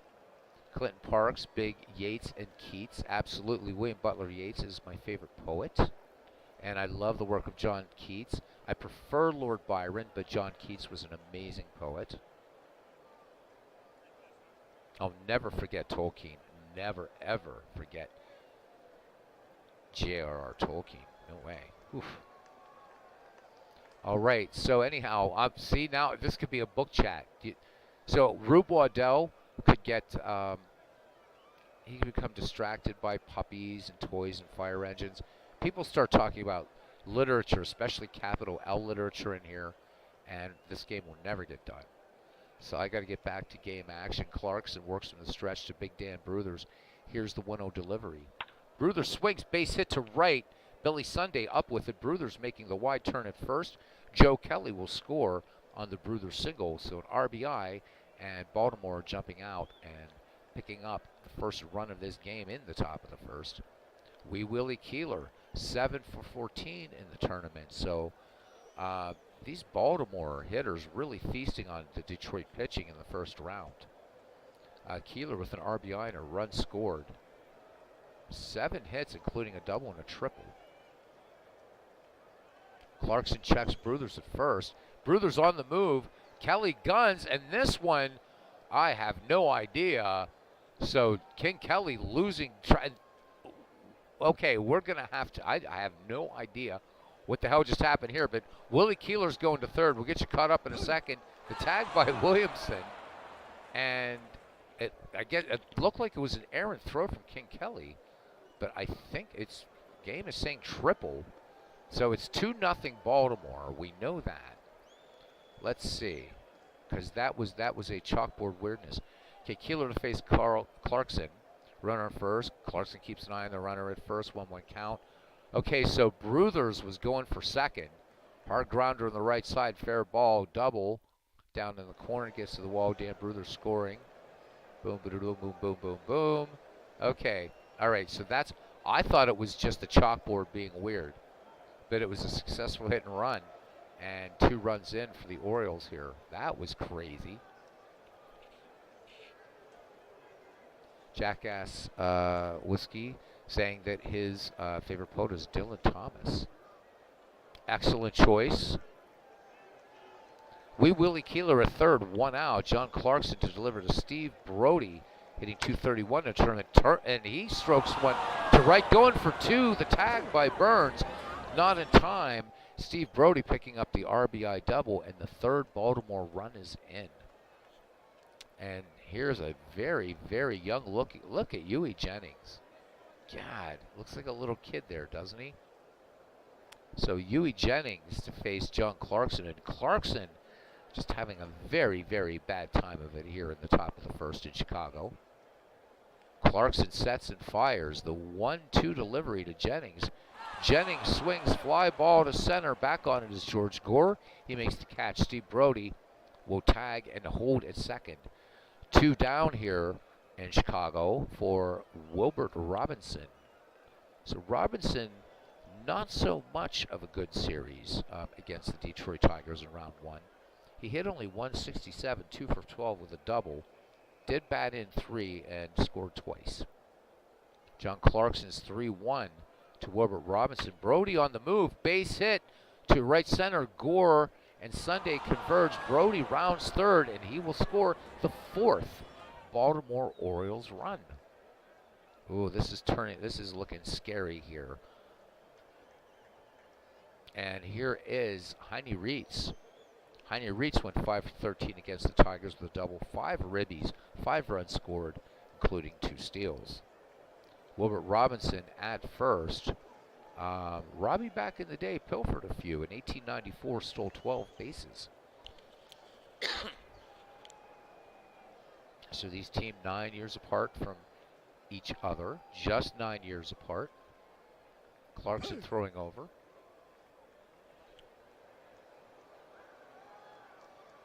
John Clarkson comes home with it now. Reitz swings. Bounding ball up the middle. What a great play by Pfeffer. On to Anson. Wow, to retire the side. But the Baltimore Orioles of 1894, 4 runs, 5 hits, and all of that, no errors, including a beautifully executed hit and run.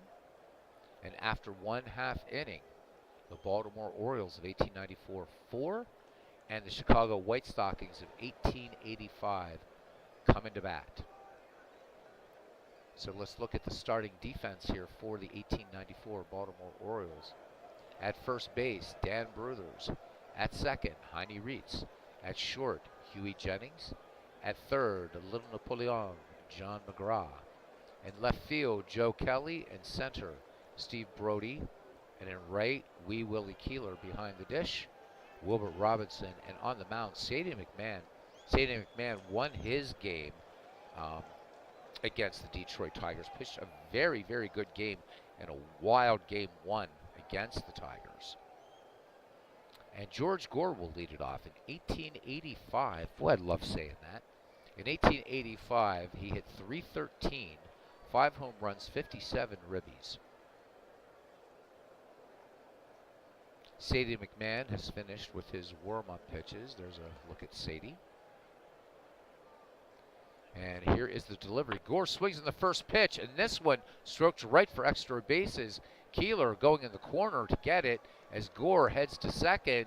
And Gore's going to go for 3. Keeler throws into cutoff man Reitz. Reitz fires it to third. McGraw with the tag.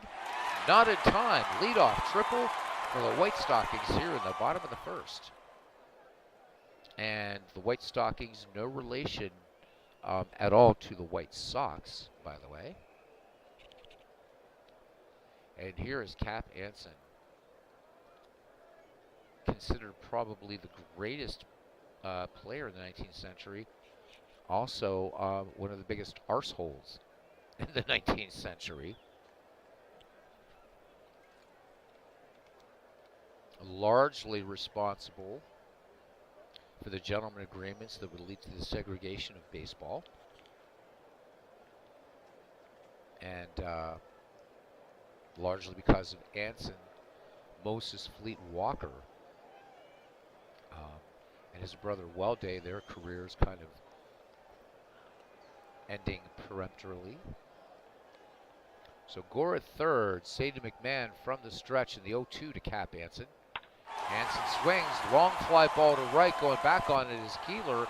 He has it, tagging, and coming home to score is George Gore, and the White Stockings pick up their first run. It's now 4-1. Our triples are my favorite hit in baseball. Jackass whiskey. My favorite hit. Love triples. And I would say triples are skill. And just, you don't see them a lot these days, do you? Love the triple.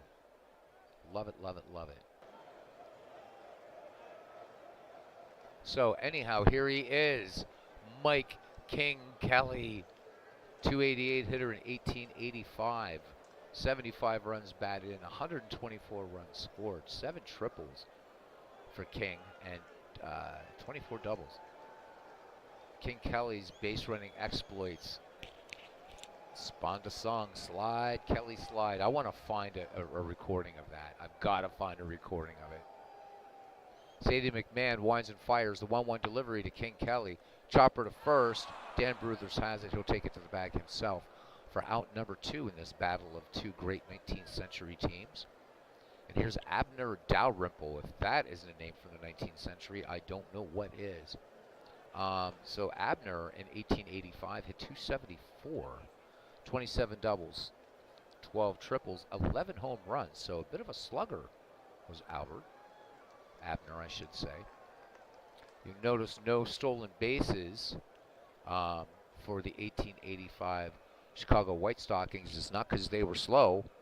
We just don't have the stats for them. Sadie McMahon with a 2-out delivery to Dalrymple. This curveball sent to left, lined. Joe Kelly getting it toward the crowd in the corner. And that retires the side, but the White Stockings picks up a run on a hit, no errors. We've played 1. It's the Baltimore Orioles 4 and the White Stockings 1. Sadie McMahon will lead it off for the Baltimore Orioles, and then back around to the top of the order of Joe Kelly and John McGraw. Base stealing is awesome too. King Kelly, a.k.a. Kurt Russell, says Todd B. Let's have a look. Yeah, there is a little bit in this picture of King Kelly. There's a little bit of Kurt Russell there, absolutely. And I mean, you think of a 19th century player, and I don't know. There he is. I mean, as far as the look, there he is, right? And in fact, in the nice logo that Steve found for my team, the Mudville Nines, it's like as soon as I looked at it, it's like, oh man, that's King Kelly. He just, I mean, not that these other guys, but there's just something about the way King Kelly looks. And you know he's up to no good. He is just, what a schemer. Love King Kelly. Love him, love him, love him. John Clarkson now deals. Here's the 2-0 delivery to Sadie McMahon. Fastball. This one grounded hard to short. Ned Williamson up with it. On to Cap Anson to retire Sadie McMahon for the first out of the second inning. And Joe Kelly steps in now, the left fielder. He doubled back in the first. Tough inning for John Clarkson as 4 Baltimore runs crossed. Clarkson with the 0-2 delivery to Joe Kelly. Swung on. Fly ball to left. Giving chase is Abner Dalrymple and gets it. Reaches into the crowd. And the umpire scores it a fair catch and out number 2. So great play by Dalrymple in left field. And here is John McGraw, who is 1-for-1. Or 0-for-1, I'm sorry, grounded to second.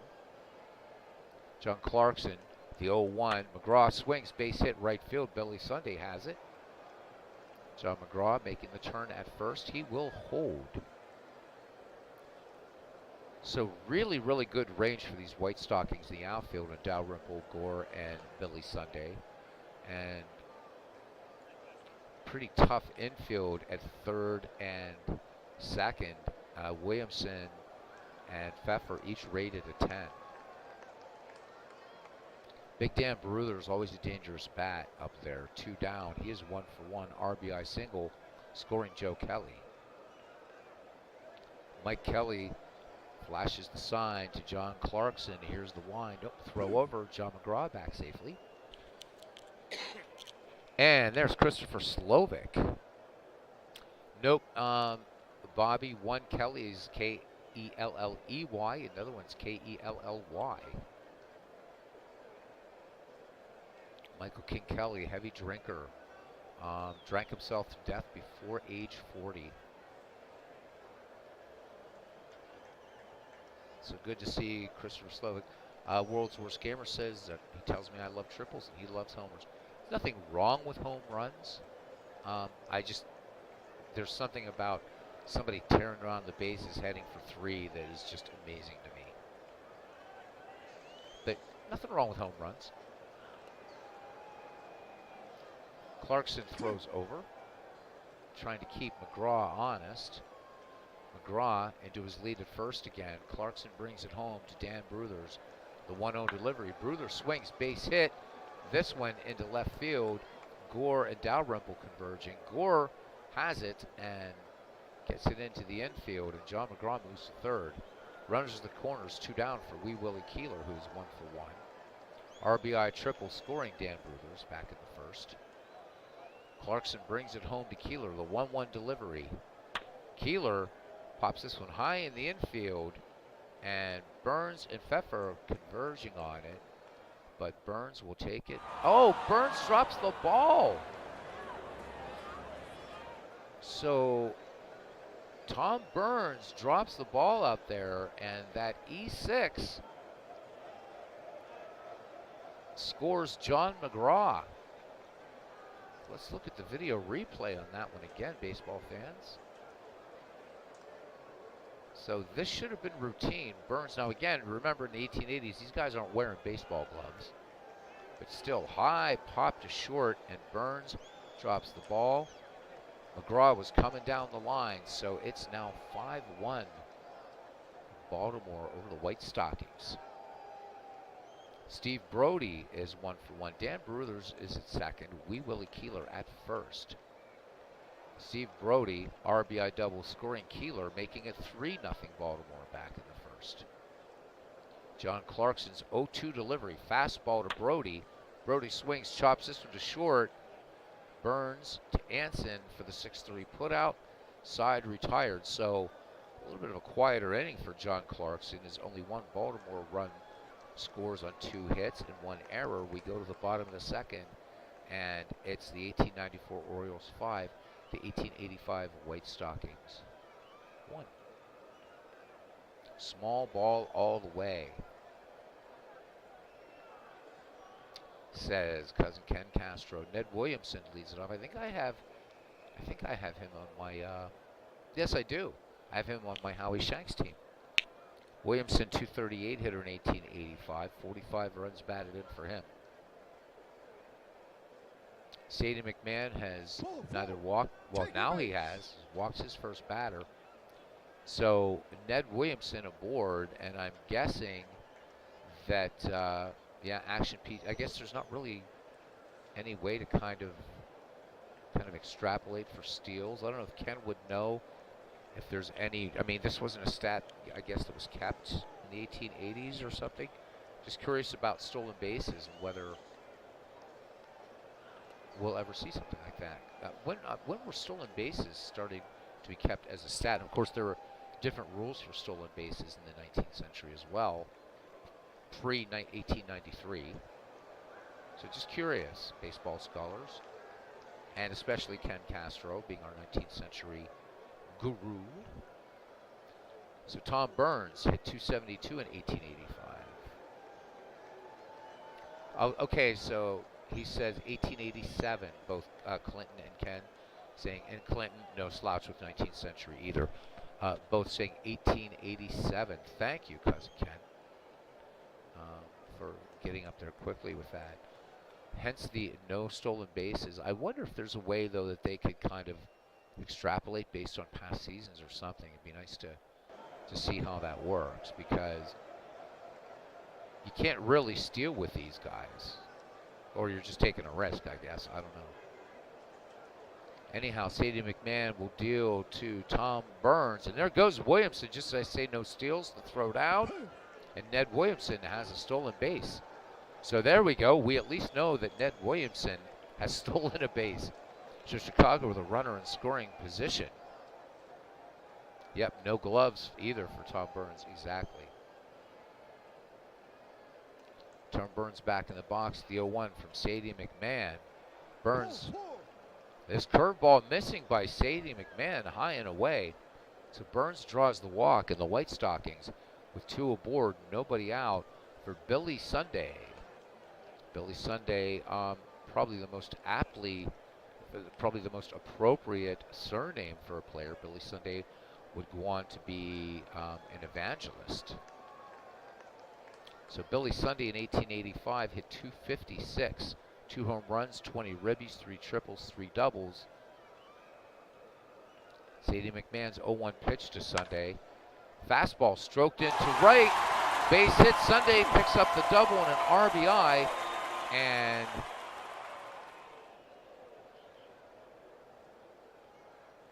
so that will score the second White Stockings runs, and it's 5-2. So no goose eggs up here, except the number of errors committed by Baltimore, 0.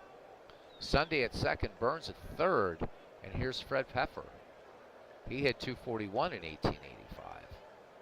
And we're almost through the Chicago White Stockings order here. 73 ribbies, 90 runs scored, 7 triples, 12 doubles, 5 dingers. Sadie McMahon deals, nobody out. Here's the 1-1 pitch to Pfeffer, sends this to right field. Keeler ranges back on it, makes the catch. Tagging at third is Tom Burns, and he will score the third White Stockings run. It's now 5-3. So each team putting up crooked numbers. Infield looking bunt from John Clarkson. Clarkson, not a bad hitting pitcher, hit 216 in 283 at bats. 5 triples, 4 home runs, 32 runs batted in. Billy Sunday's in scoring position, 1 down, 2 Chicago runs in. McMahon fires at home. Clarkson on the first pitch. There, Sunday going for 3. The steal is, he is caught stealing. Billy Sunday gunned down by Wilbert Robinson. So 2 away, bases empty. The 1-0 delivery to John Clarkson. Clarkson swings, fly ball to right. Willie Keeler has it, and that retires the side. But the 1885 White Stockings get 2 runs on the hit, no errors, and we've played 2. And it's the 1894 Baltimore Orioles 5, the 1885 Chicago squad 3. Bobby says base stealers are the bad boys of baseball.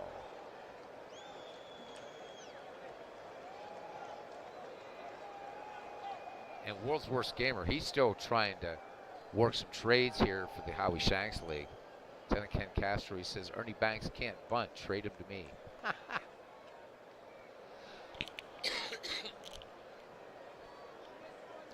So World's Worst Gamer and I, World's Worst Gamer proposed a trade for me, and I did lose a bit of power there in Musial and Pool Halls. But Harlan Cliff, good player, and I finally get Hannes Wagner, and I just wanted him. Robbie Wartburg, we love him, but he admitted back in the Ned McGreevy League that the reason he picked Hannes Wagner was just the first name that came to him, and just happens to be my favorite player of all time. And I'm so glad to have Wagner on my squad. I don't care if I finish dead last. I got Hannes Wagner on my team, so I'm happy.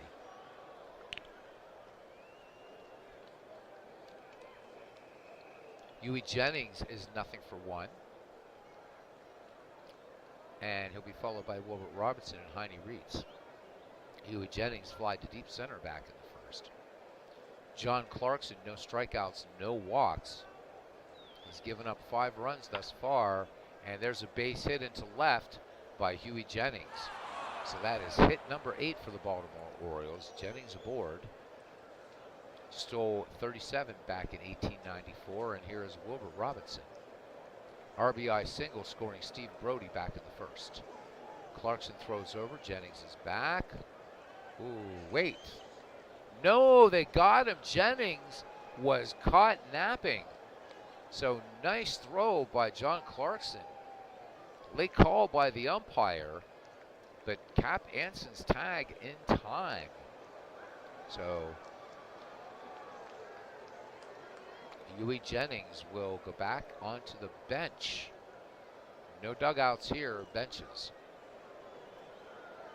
Wilbert Robinson batting with the bases empty. And the 0-1 delivery, Robinson, hard ground ball to Tom Burns at short, who has plenty of time to fire onto Cap Anson to retire Robinson for out number 2. So big play getting Huey Jennings off first there. And here's Heine Reitz grounded to second back in the first. Clarkson into his line, full count to Reitz, base hit, right field. Billy Sunday has it. So Reitz aboard, 2 down here in the top of the third for Sadie McMahon. McMahon grounded to third back in the second. Clarkson throws over, Reitz back. And Reitz is out. So how about it? John Clarkson with 2 pickoffs. And that retires the side. We go to the bottom of the third. It's 5-3 in favor of Baltimore. What a fun game. I got a feeling this one's going to go for a while, though. 8 runs thus far, and we're just going to the bottom of the third. So George Gore leads it off here, back at the top of the order for the White Stockings of 1885. Tripled back in the first. Sadie McMahon's 2-0 delivery to Gore. Spitball, and this one is out of here. Didn't even have time to call it. This one just gone, gone, gone. 356 feet. And the White Stockings are now within 1 of the Baltimore Orioles. It is 5-4.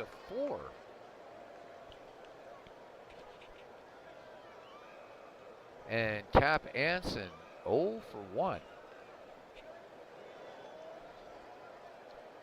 Cap Anson with a sacrifice, scoring George Gore back in the first, the man who just smacked that home run to right.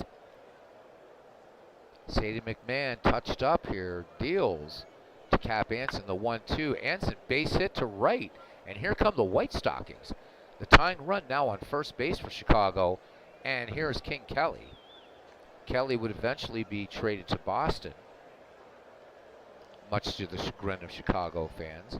Upon arriving in Boston, King Kelly presented with a carriage drawn by 2 white horses to take him to the ballpark. Kelly, 0-for-1. Anson leads off first. McMahon checks the runner. There goes Anson. Robinson throws down. Reitz with the tag. Cap Anson picks up the steal. So the tying run now in scoring position for Chicago. Definitely nice crowd for a 19th century game. This is fun. Absolutely, Cousin Ken. King Kelly, 0-for-1, as I said, back in the box. Here is the 1-0 delivery from Sadie McMahon. Fastball. Kelly, base hit, stroke to right. And they're going to hold Anson at third. Runners at the corners for the 1885 White Stockings. Nobody out for left fielder Abner Dalrymple, who fly deep down the left field line. Sadie McMahon working from the stretch. And there goes Kelly, the throw down by Robinson, and Kelly is caught stealing. So King Kelly gunned down, and Bobby Catalano talking about one of the bad boys of baseball. And Kelly certainly was that, but in a good way.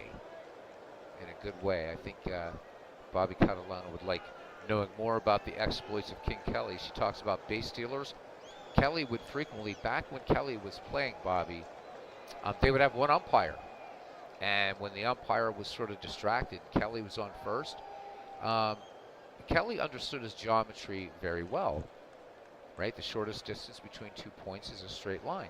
And so Kelly would just literally cut across the field from first to third, skipping second.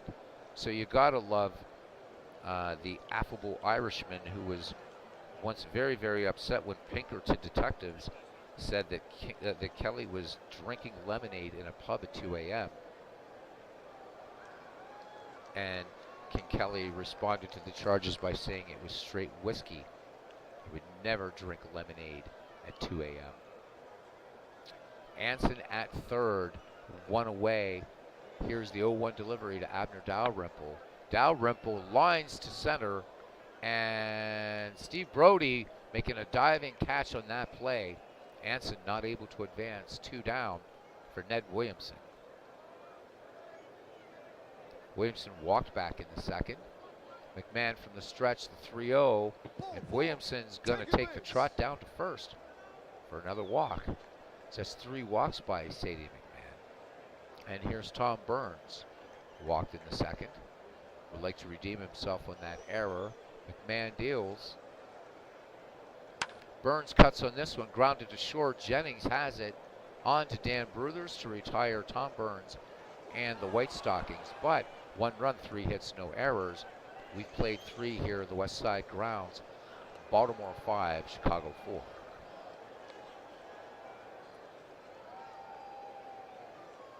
PQ River says he's loving the old 1911 sports writing he's encountering.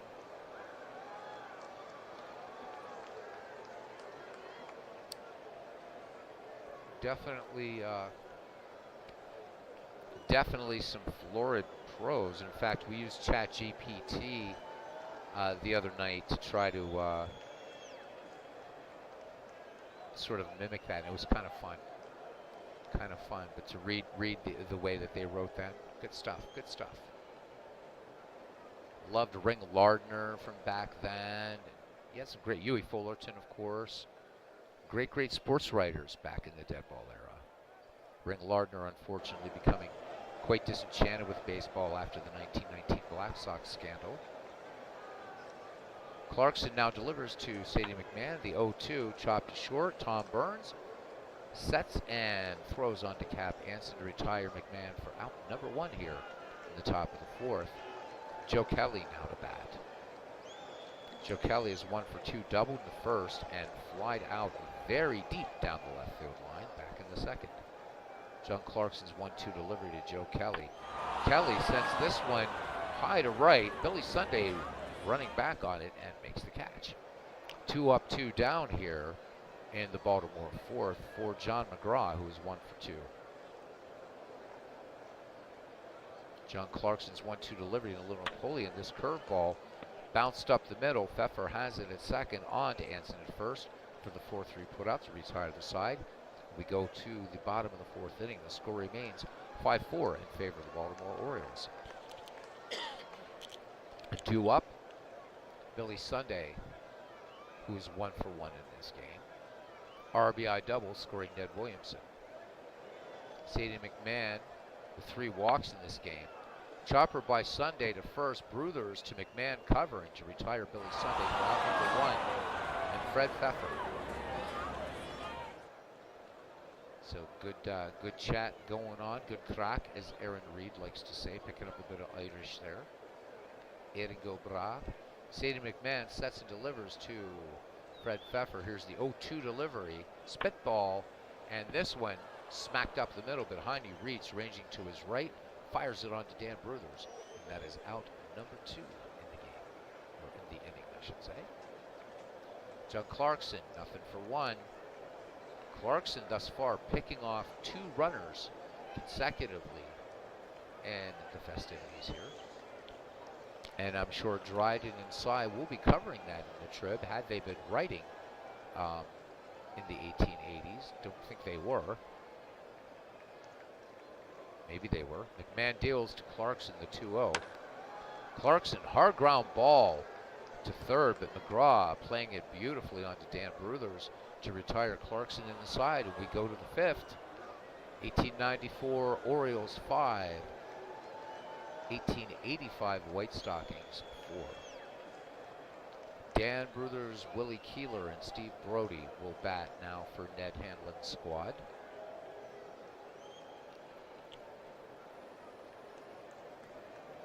And I want to see something here. No, don't have that information. Cousin Ken, I need to call upon your expertise again. Who managed, please, Ken Castro, who managed the 1885 Chicago White Stockings? Just curious. Was that Cap Anson? I don't know in 1885 if Anson would have been managing just yet, so.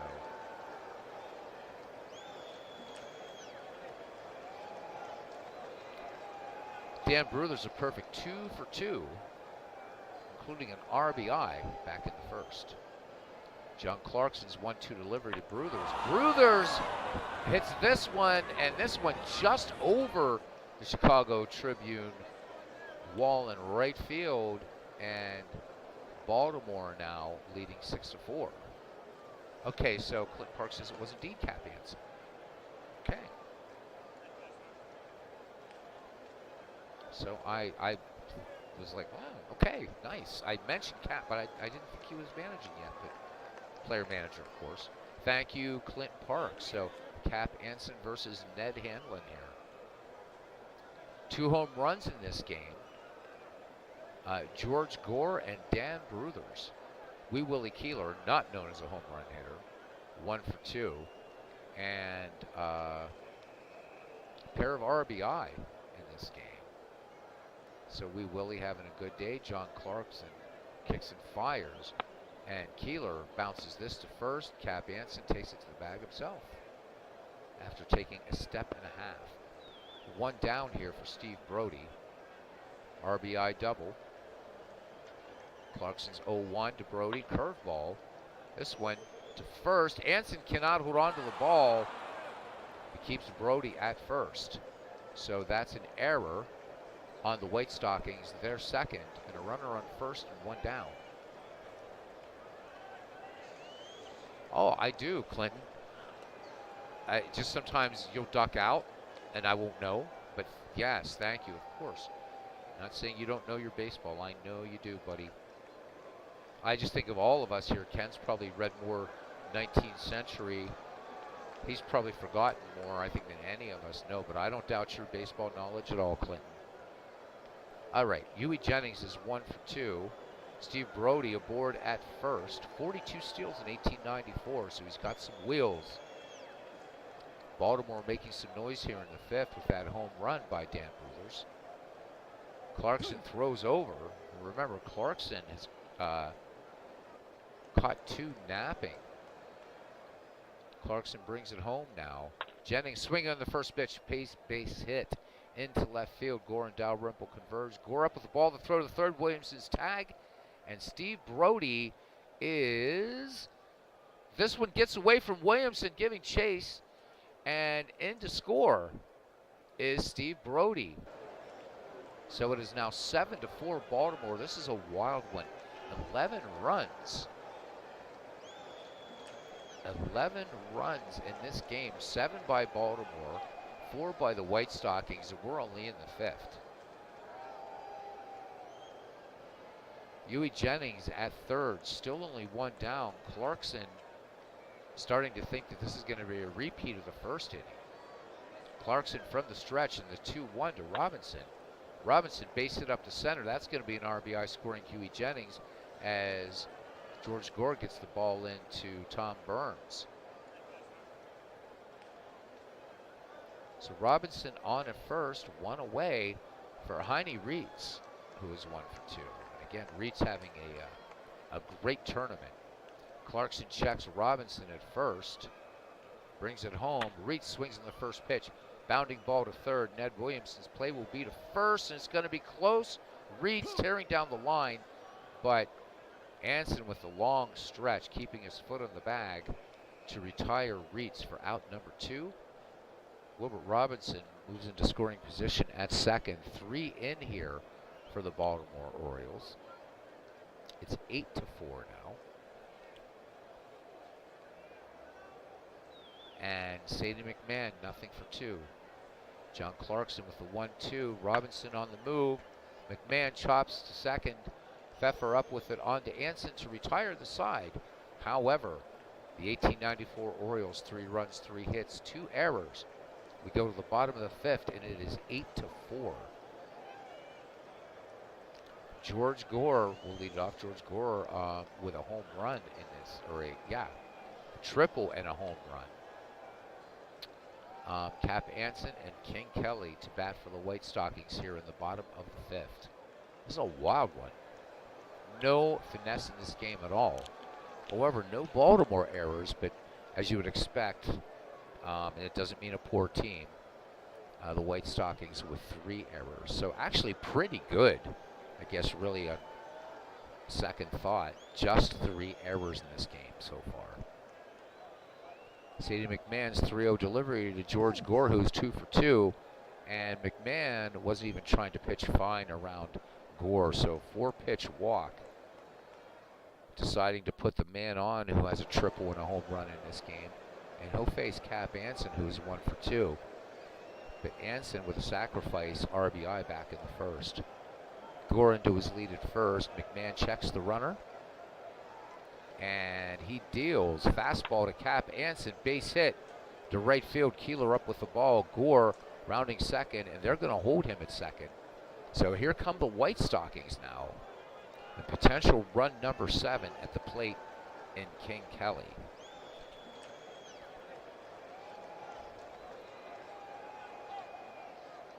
So I just thought about the breadth of what we cover in the YouTube sports gaming community.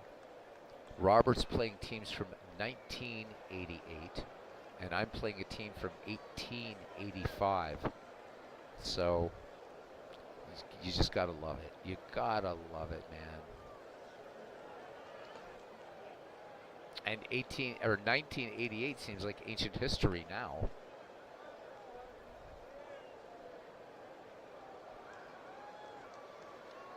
So George Gore at second, Cap Anson at first for King Kelly. Kelly singled back in the 3rd. McMahon's 2-2 pitch. Curveball to King Kelly.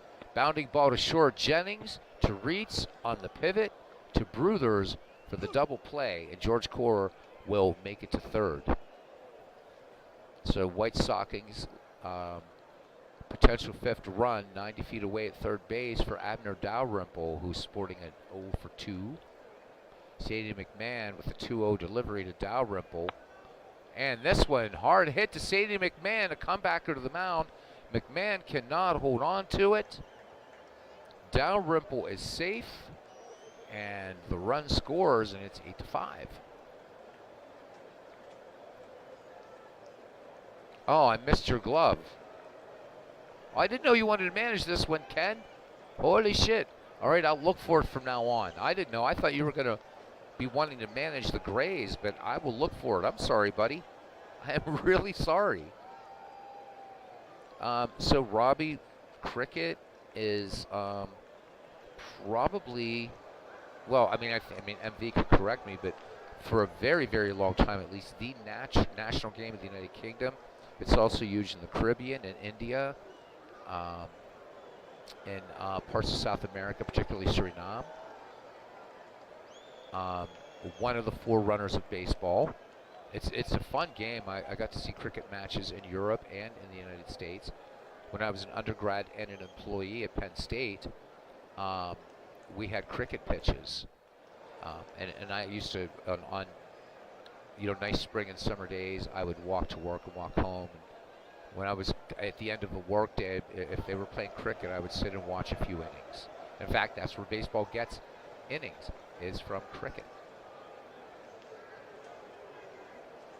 So Ned Williamson batting with 1 on, 2 down. Chicago with a run in here in the 5th, and I will be looking for that big glove there from Ken Castro should it happen. Again, sorry about that, Ken. Dalrymple on his way. Robinson throws down the tag, and Abner Dalrymple picks up the steal. So kudos to however they're doing stolen bases here for these 1885 in this game. So the Engine doing a good job here, I think. So Bobby should be happy. There's a stolen base. Sadie McMahon deals the 0-1 delivery. There goes Dalrymple for third, and this one high and outside. Ned Williamson draws the walk. 2 aboard for the White Stockings, and Tom Burns, shortstop, steps in. He has walked and grounded to short. Sadie McMahon looks back over his right shoulder at Abner Dalrymple. Dalrymple and Williamson, good speed at first, looking at these percentages at least. McMahon brings it home, the 1-1 to Burns. Burns swings and line to first, and Dan Bruthers spears it for the third out. But the White Stockings pick up a run on 1 hit. There was an error, the first one by the 1894 Orioles. We head to the top of the 6th inning, and it is Baltimore 8, Chicago 5. 18 runs in this game, 12 for Baltimore, 6 for Chicago, 8-5 score, 4 errors. Each team has left 4 men on base. Joe Kelly will start it off here for the 1894 Orioles in the top of the 6th. He's also the top of the order. John McGraw waits on deck. Joe Kelly doubled way back in the first. John Clarkson, no strikes, no walks, no strikeouts, touched up for 12 hits and 8 runs. Payoff pitch, the 3-2 to Kelly, and Joe Kelly, strike 3 called, so Clarkson picks up his first strikeout of the afternoon, and it brings up John McGraw now. And we'll see Dan Bruthers and probably Wee Willie Keeler. McGraw has grounded out 3 times. John Clarkson deals to the lefty McGraw. McGraw, little chopper to short, coming in on is Tom Burns. The quick peg to first, Anson with the stretch, and McGraw is out. 2 up, 2 down here, and we may not see Willie Keeler after all. Dan Bruthers with 3 hits today. RBI single in the first, single in the second, and a solo homer in the 5th. John Clarkson with a 3-1 to Bruthers. Bruthers draws the walk, this one missing low. So Dan Bruthers aboard, and we talk about speed. Dan Bruthers with 38 steals in 1894.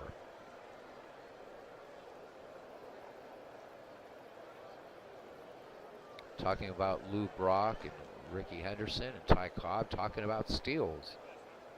And yeah, Brock and Hamilton did have him beat. Sliding Billy, the original Billy Hamilton, of course. Right, Cousin Ken, the true one.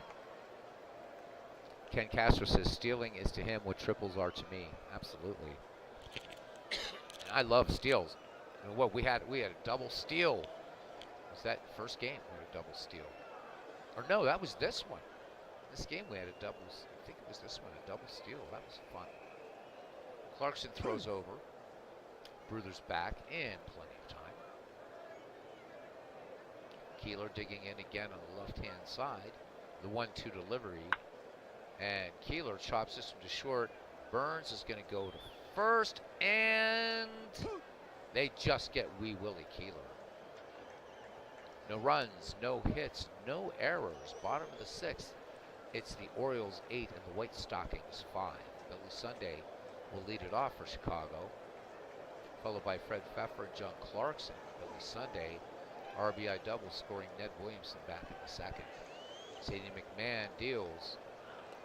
And Billy Sunday, a swing and a miss, strike 3.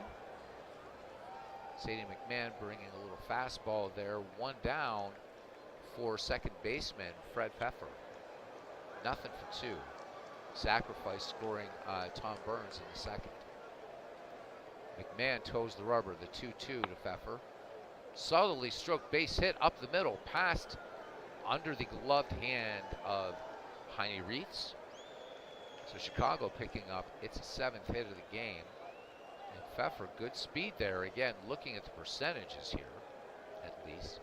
Infield looking bunt from John Clarkson, who is nothing for 2. He is flied out and grounded out. McMahon deals the 1-1 pitch to Clarkson. Curveball. Clarkson swinging away, base hit to right. Keeler up with it. Going to third is Fred Pfeffer. So runners at the corners for the White Stockings. 1 out. And George Gore, 2 for 2. Big bat, George Gore today. Again, a triple and a homer, and was walked in the 5th. The lefty stands in against Sadie McMahon. McMahon from the set position deals the 0-2. And Gore chops this one to second. Reitz will go to Jennings, but the hard slide will delay the throw at least. They do not turn the double play, and Fred Pfeffer scores the 6th Chicago White Stockings run. It is now 8-6 here in the bottom of the 6th. 20 hits, 14 runs in this game combined. Cap Anson 2 for 3. George Gore at first. Anson with an RBI back in the 1st. He is 2 for 3. McMahon checks the runner. Kicks and fires. Fastball to Anson. Bounding ball to short. Jennings will go to Reitz to retire the side. 1 run, 2 hits, no errors for Chicago. 6 in the books here. It's Baltimore 8 and Chicago 6. Ken, this one reminding me a little bit of the first game of the 1894 Orioles and the 1907 Tigers. Clarkson may be running out of gas. We see that he appears strong, so Chicago may have to go to its pen, such as it is. Let's have a look just really quickly here. And well, of course, there was no such thing as relief pitching. So they're going to be running on 4 pitchers, and this is a best of 5. And there's Larry Corcoran, who was on Clinton Park's St. Louis Wolves team. But we're not going to bring in any relief pitchers.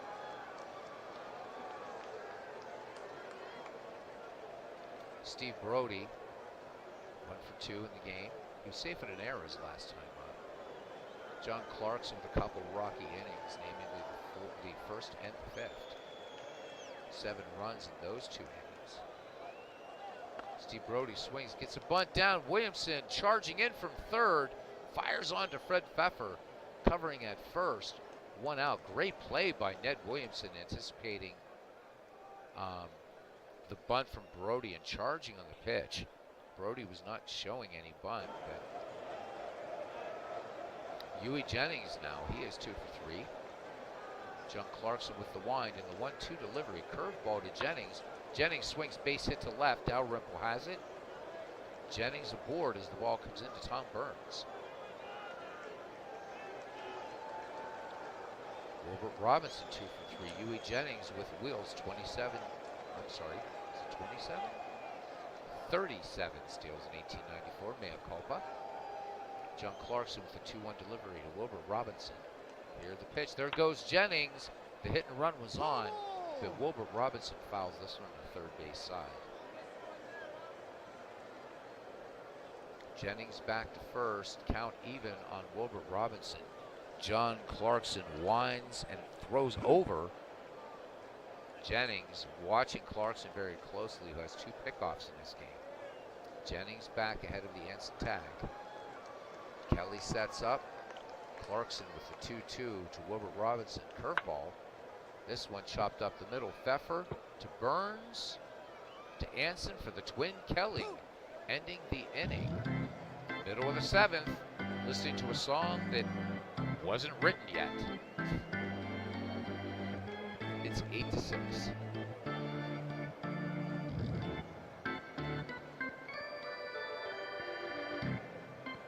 I see that, Cousin Ken. I'm loving it. Possibly unprecedented. 10 people for a 19th century matchup. That is so cool. Thanks, folks. Very, very much.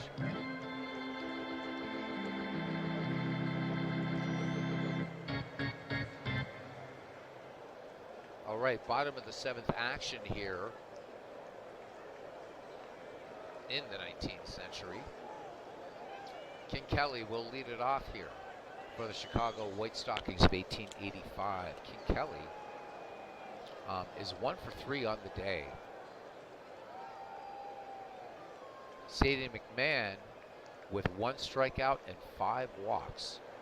McMahon deals the 2-2 pitch to King Kelly. Fastball wide out to center to Steve Brody. 1 away for Abner Dalrymple. He was safe on an error in the 5th, scoring George Gore.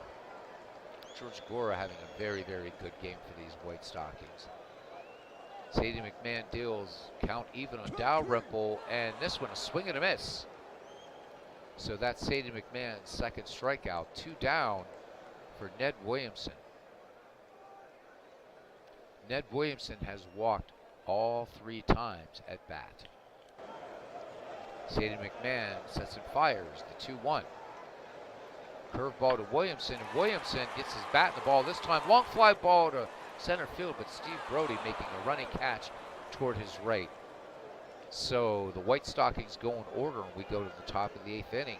The 1894 Orioles 8, the 1885 White Stockings 6. Clarkson hanging in there. Only 5 pitchers, I believe, on this White Stockings team. Let's have a quick look here. Yep. So just four pitchers on the bench. This is a best of 5. So Chicago at a bit of a disadvantage here. However, Baltimore, kind of a weak pitching staff. So see how this plays out. Just out of curiosity. So Clarkson not good for many more pitches. We shall see. Now we see Clinton Parks going up with a whole bunch of gloves there. I don't know when that was for, but we'll see.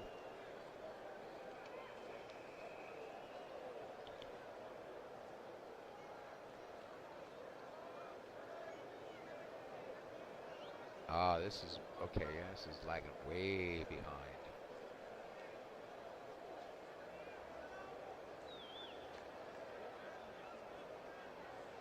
Set it up. Oh my God. Whew. All right, some hard talk coming there from you guys. I don't know how you're going to do it, but if you, I mean, one person is going to be at an advantage. But if you want, I'll set both teams to human control, and however you guys want. If you want to just manage whoever's at bat, I don't know. You guys work it out. You guys work it out. Anyhow, Heine Reeds is 1 for 3. He singled back in the 3rd.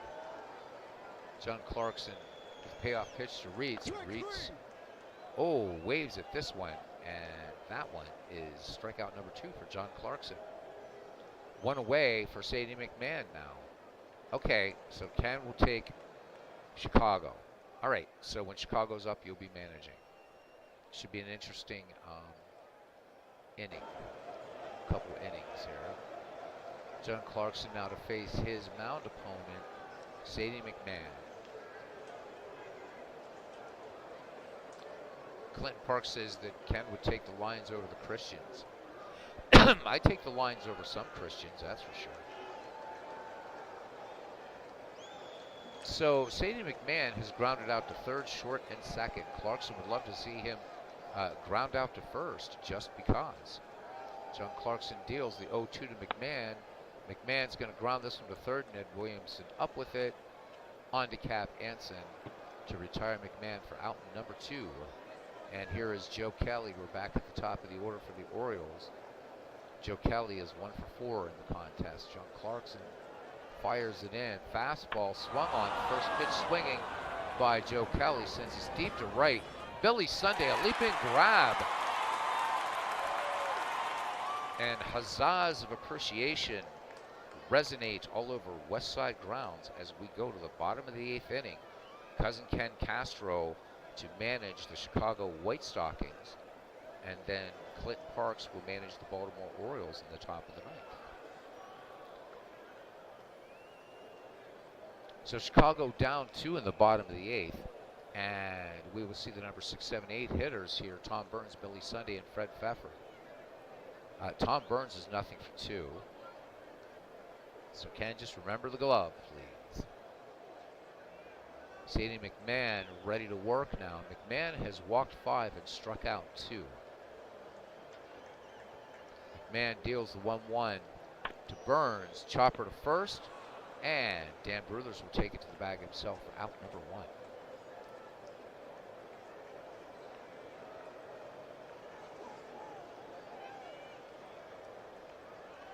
The World's Worst Gamer says, on Sunday or any day of the week, Billy makes those great plays in the field. Yes? Nice one. Nice one, World's Worst Gamer. And here is the aforementioned Billy Sunday. RBI double way back in the 2nd, scoring Ned Williamson. McMahon peers in, has the sign from Wilbert Robinson. Here is the delivery, the 2-1. Fastball coming home. Billy Sunday strokes this one to center, going all the way to 2nd, tearing in there with a 1-out double. What will Cousin Ken Castro do with Fred Pfeffer coming to the plate?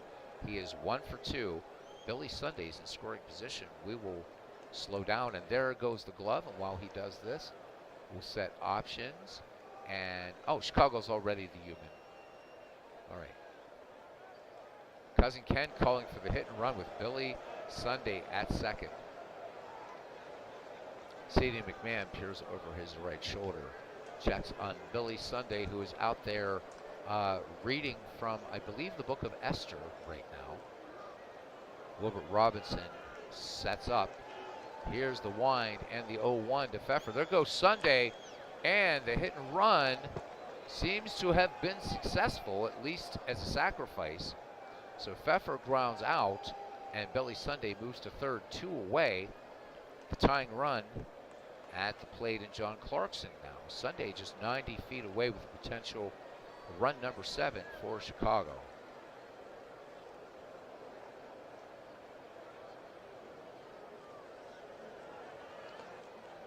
Luker is a spooky element. It's PQ River responding to Jackass Whiskey's comment about money.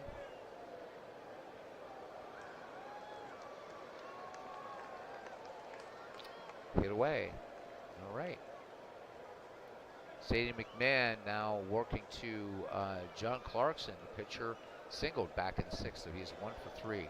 McMahon's 0-1 delivery. Clarkson swings. Hard ground ball to Huey Jennings short onto Dan Bruthers, and that will retire the side. And we go to inning number 9. And since I don't know if you want to. I guess if you want Clarkson to go for 3 here in the 9th, and then Clinton now will take over. So let me switch options. So Baltimore is now human, and Chicago computer. Boom. Okay. John McGraw 1 for 4 here in the 9th, and the White Stockings will get one more chance.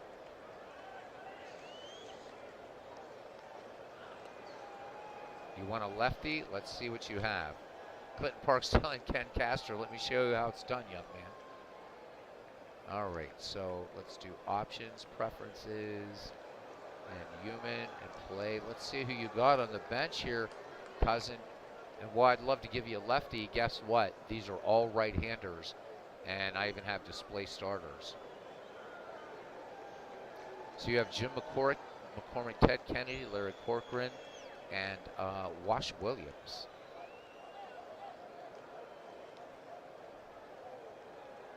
And Here comes the trash talk between Clinton and Ken.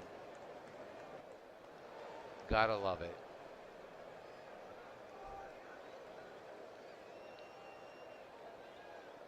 Larry Corcoran will come on to pitch for the White Stockings.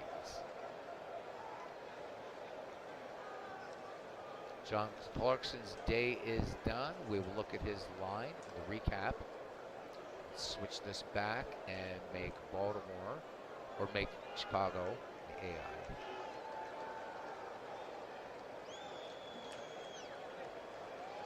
Yes, Billy Hamilton is indeed in the Hall of Fame.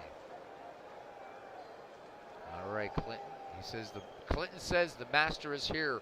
Children, step aside. I want you went into the nurses. You got beat by Popeye the Sailor.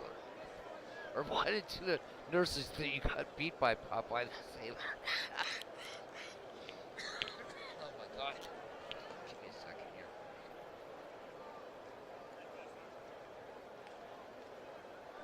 All right, best line of the night as Ken Castro quickly retorts with Master Bader. And that is spelled B-A-D-E-R, YouTube algorithm.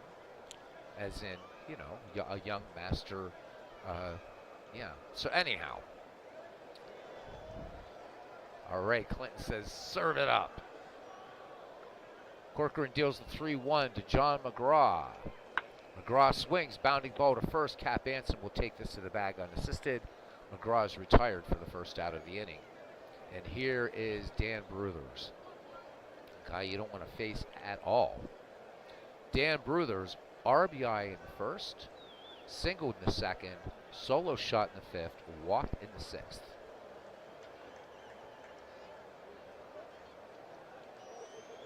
And here is the wind and the 3-0 to Dan Bruthers, and he walks on 4 pitches.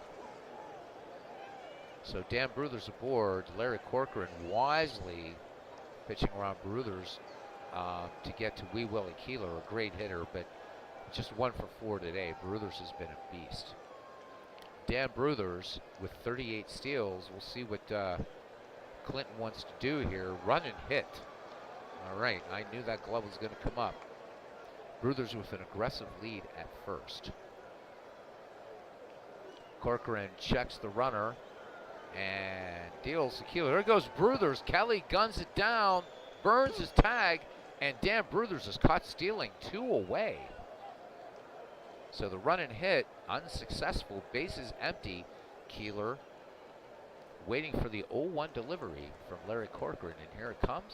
Keeler swings, bounding ball to third. Ned Williamson plants and throws with plenty of time onto Cap Anson to retire the 1894 Baltimore Orioles. And we go to the bottom of the ninth. The White Stockings with 3 chances to tie it up, and we've got to switch the options back around. Human and computer. PQ River. Yes, this wasn't 1988 like last week. Yeah, considering the time we're playing in right now, absolutely. Mr. Wrestling, he says, love the content sub. Thank you. Wow. Really appreciate it. Is that Mr. Wrestling 2? I'm sorry, my eyes kind of, yeah. Thank you, and welcome in. And welcome to the family. Okay, so Cousin Ken, you're managing these White Stockings, and they're down 2 in the bottom of the ninth. Some quick recap here in terms of just combined 14 runs, 22 hits, and 4 errors in this game. This has been a wild and woolly one. Cousin Ken saying to hit away. So everybody welcome in Mr. Wrestling 2, I believe it is. Mr. Wrestling 2. Welcome in a new member of the family. George Gore 2 for 3 in the contest. Triple, a homer, and also picked up an RBI in the 6th, and he walked in the 5th. Sadie McMahon to fire it in. Full count to Gore. Gore lays off, and the tying run comes to the plate, and it's Cap Anson. George Gore at first. We're assuming good speed again. No stolen bases that stat unkept until Ken and Clinton informing us that that wasn't a stat until 1887.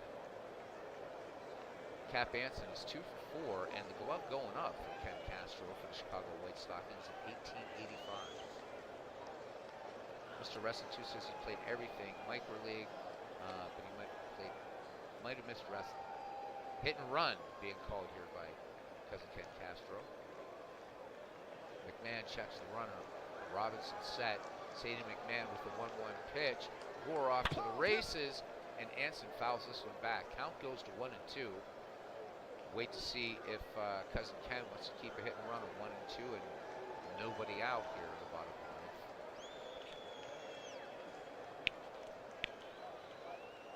ninth. He's still staying with a hit and run.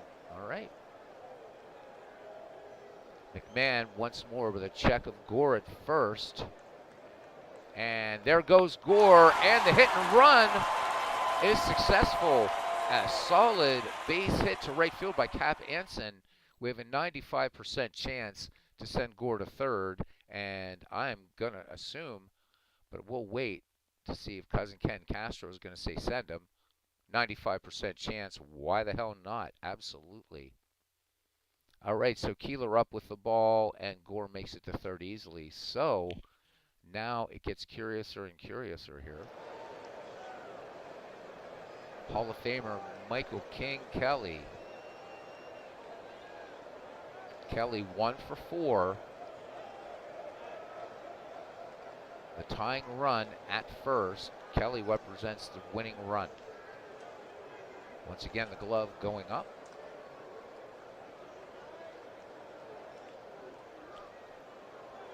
So Mr. Wrestling talking about some of the stuff he plays. A run and hit with nobody out. All right, runners at the corner. Some aggressive baseball here. Sadie McMahon deals.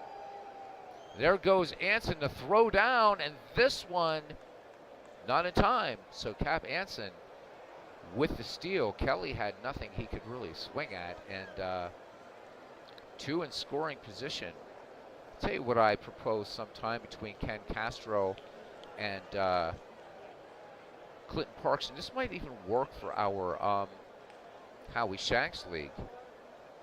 Right? If you got a visitor at home, I'd love to see these guys, like, one take the home team, one take the visiting team, and switch it around. Maybe they've just inadvertently solved our problem. Ken Castro saying hit away for King Kelly, 2 in scoring position. Sadie McMahon from the stretch. The 0-1, and King Kelly, oh, he swung at a bad one, expanding the strike zone for Sadie McMahon. 1 down for Abner Dalrymple, who is nothing for 4. Was safe in an error in the 5th, scoring George Gore. Hit away. Sadie McMahon deals. Spitball. Dalrymple sends this to right field. This one back. This one is gone. And oh my God, it's a walk-off home run by Abner Dalrymple. And the Chicago White Stockings take this one from the 1894 Baltimore Orioles 9-8. Wow. Oh man. All right, let's get to the game recap. This had to be one of the wilder games we've ever done on this channel. Ken Castro saying bye-bye, chump. Ooh, ouch, ouch, ouch. So, what a game. What a game. So, the Chicago White Stockings take game 1 of this best of 5. 9 runs, 11 hits, 3 errors. The 1894 Baltimore Orioles, 8 runs, 13 hits, 1 error. Corcoran gets the win. Sadie McMahon takes the loss. Highlights for the Baltimore Orioles. Dan Bruthers goes 3 for 3 with a home run, 2 runs batted in. Huey Jennings went 3 for 4. For the White Stockings, Abner Dalrymple 1 for 5, including that game-winning home run. 3 runs batted in for him. Cap Anson 3 for 5 with 2 steals. George Gore 2 for 3, a home run and 2 runs batted in. This game had a little bit of everything in it. Not used to calling home runs in these games. So Dan Bruthers with a home run for the Baltimore Orioles and 2 home runs for the 1885 White Stockings, George Gore and Abner Dalrymple. One triple, Wee Willie Keeler for the Orioles, and George Gore one for the Chicago White Stockings. 2 doubles by Billy Sunday for the White Stockings, and a double by Joe Kelly and Steve Brody for the 1894 Orioles. Let's look at pitching here. This was crazy. So McMahon went 8 1/3, 11 hits, 9 runs, 8 earned, gave up 2 home runs, walked 6, struck out 3. John Clarkson went 8 innings for Chicago, 13 hits, 8 runs, 5 earned, 1 home run surrendered, 1 walk, 2 strikeouts. Larry Corcoran gets the win, works an inning in relief, and walks 1. Now, the miscellaneous is going to be kind of nuts here, but hang in. So, um, again, so we had 3 home runs in the game. Stolen bases, it was all Chicago.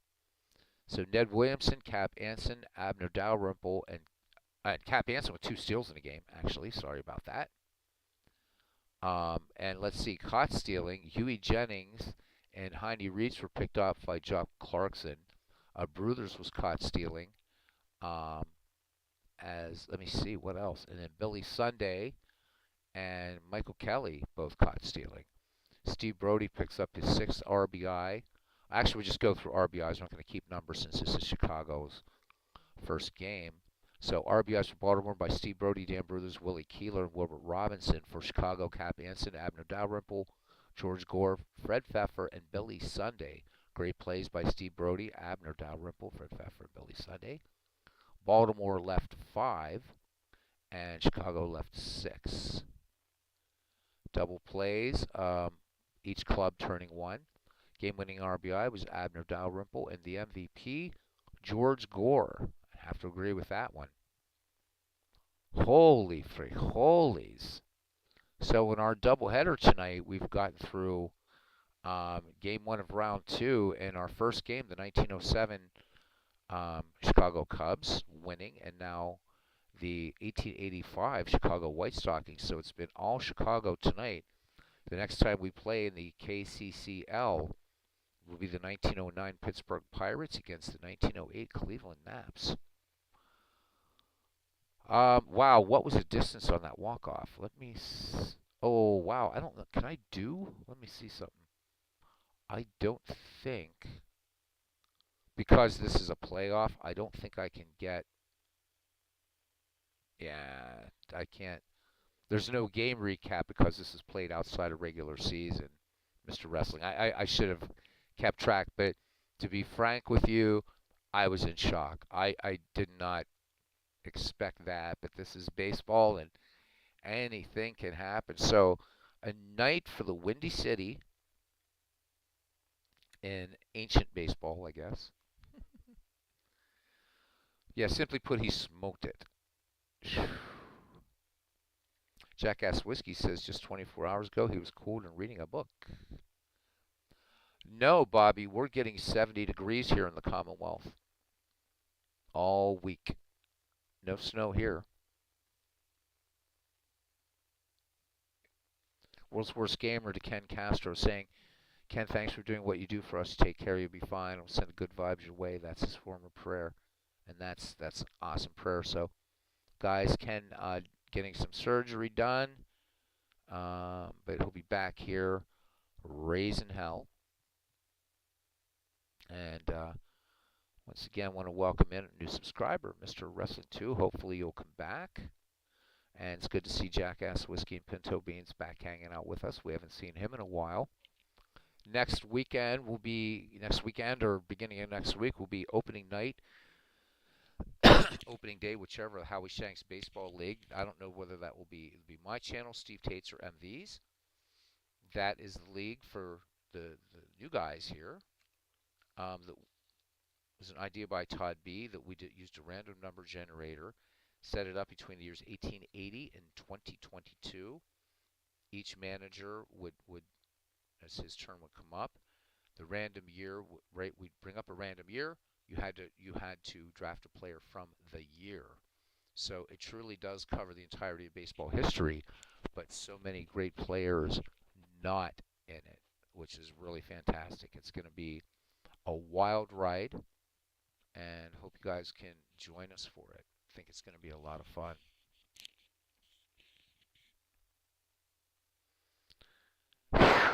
So it's melty where Bobby is. So very hot, I guess. You're in Florida, right?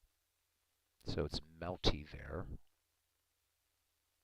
Now we'll get melty. We had some days last summer up here in PA, and it was hotter than Florida. So we had a couple. It can get hot here now. So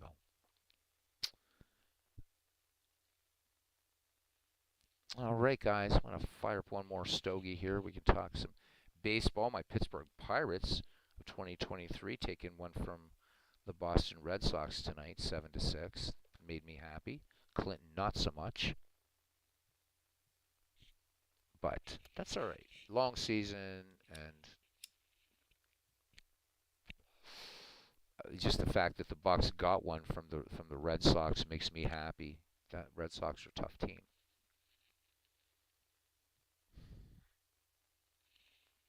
Just some chat about the weather. Chat about the weather. Almost pulled the trigger on a PS5 today.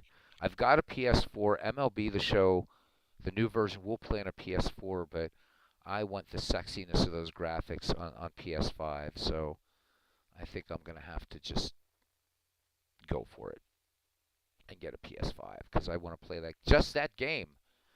I'm buying a PlayStation 5 for one game,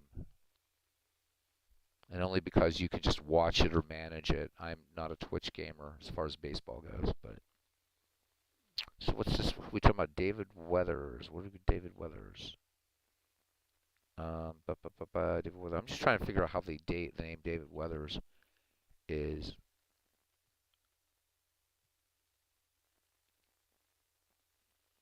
Yeah, Bobby, you should get the new edition of MLB The Show is out. Oh, okay. Just remembered the that weather themed baseball name with all your weather talk. Got it. Got it. David Weathers. There we go. Now we know. All right, folks. I did not expect this one to go 2 hours and 47 minutes. I guess this is one of my shorter broadcasts, though. So, my deepest, sincere thank yous to Bobby Catalano, and stop in again, darling, anytime you want. You're part of the family here. To World's Worst Gamer, to Jackass Whiskey and Pinto Beans. We have a new member of the family, Mr. Wrestling 2 is here. Aaron Reed, a.k.a. Harry Carey, Hulk Hogan, Randy Savage, and every other voice that he is. To our statesmen and scholars, Cousin Ken Castro, again, blessings, prayers, everything to guide the surgeon's hand. You will be well, my friend. To Clinton Parks, our curmudgeon, but certainly also just a great addition to our family. To Cubs to Bears, always glad to see him in here. PQ River and I, we're going to be talking about everything under the sun. Going to be a lot of fun on the new channel that I'm starting at some point. It's coming. It's coming. Who else did we have in here? I think we pretty much got everybody. This was pretty much a Robert Wartburg, of course, working tonight, so we didn't see Robbie. Todd B hung out with us for a while. Christopher Slovic, thank you. He was here earlier. Yay, Christopher, hell of a broadcaster.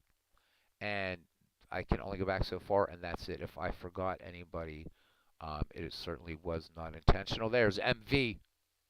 MV, shouldn't you be... Oh, MV's getting up for work, I think. Jeez. Yes, we would definitely see Cousin Ken very, very soon. And we'll see you guys and gal around the batting cage. Good night, everybody.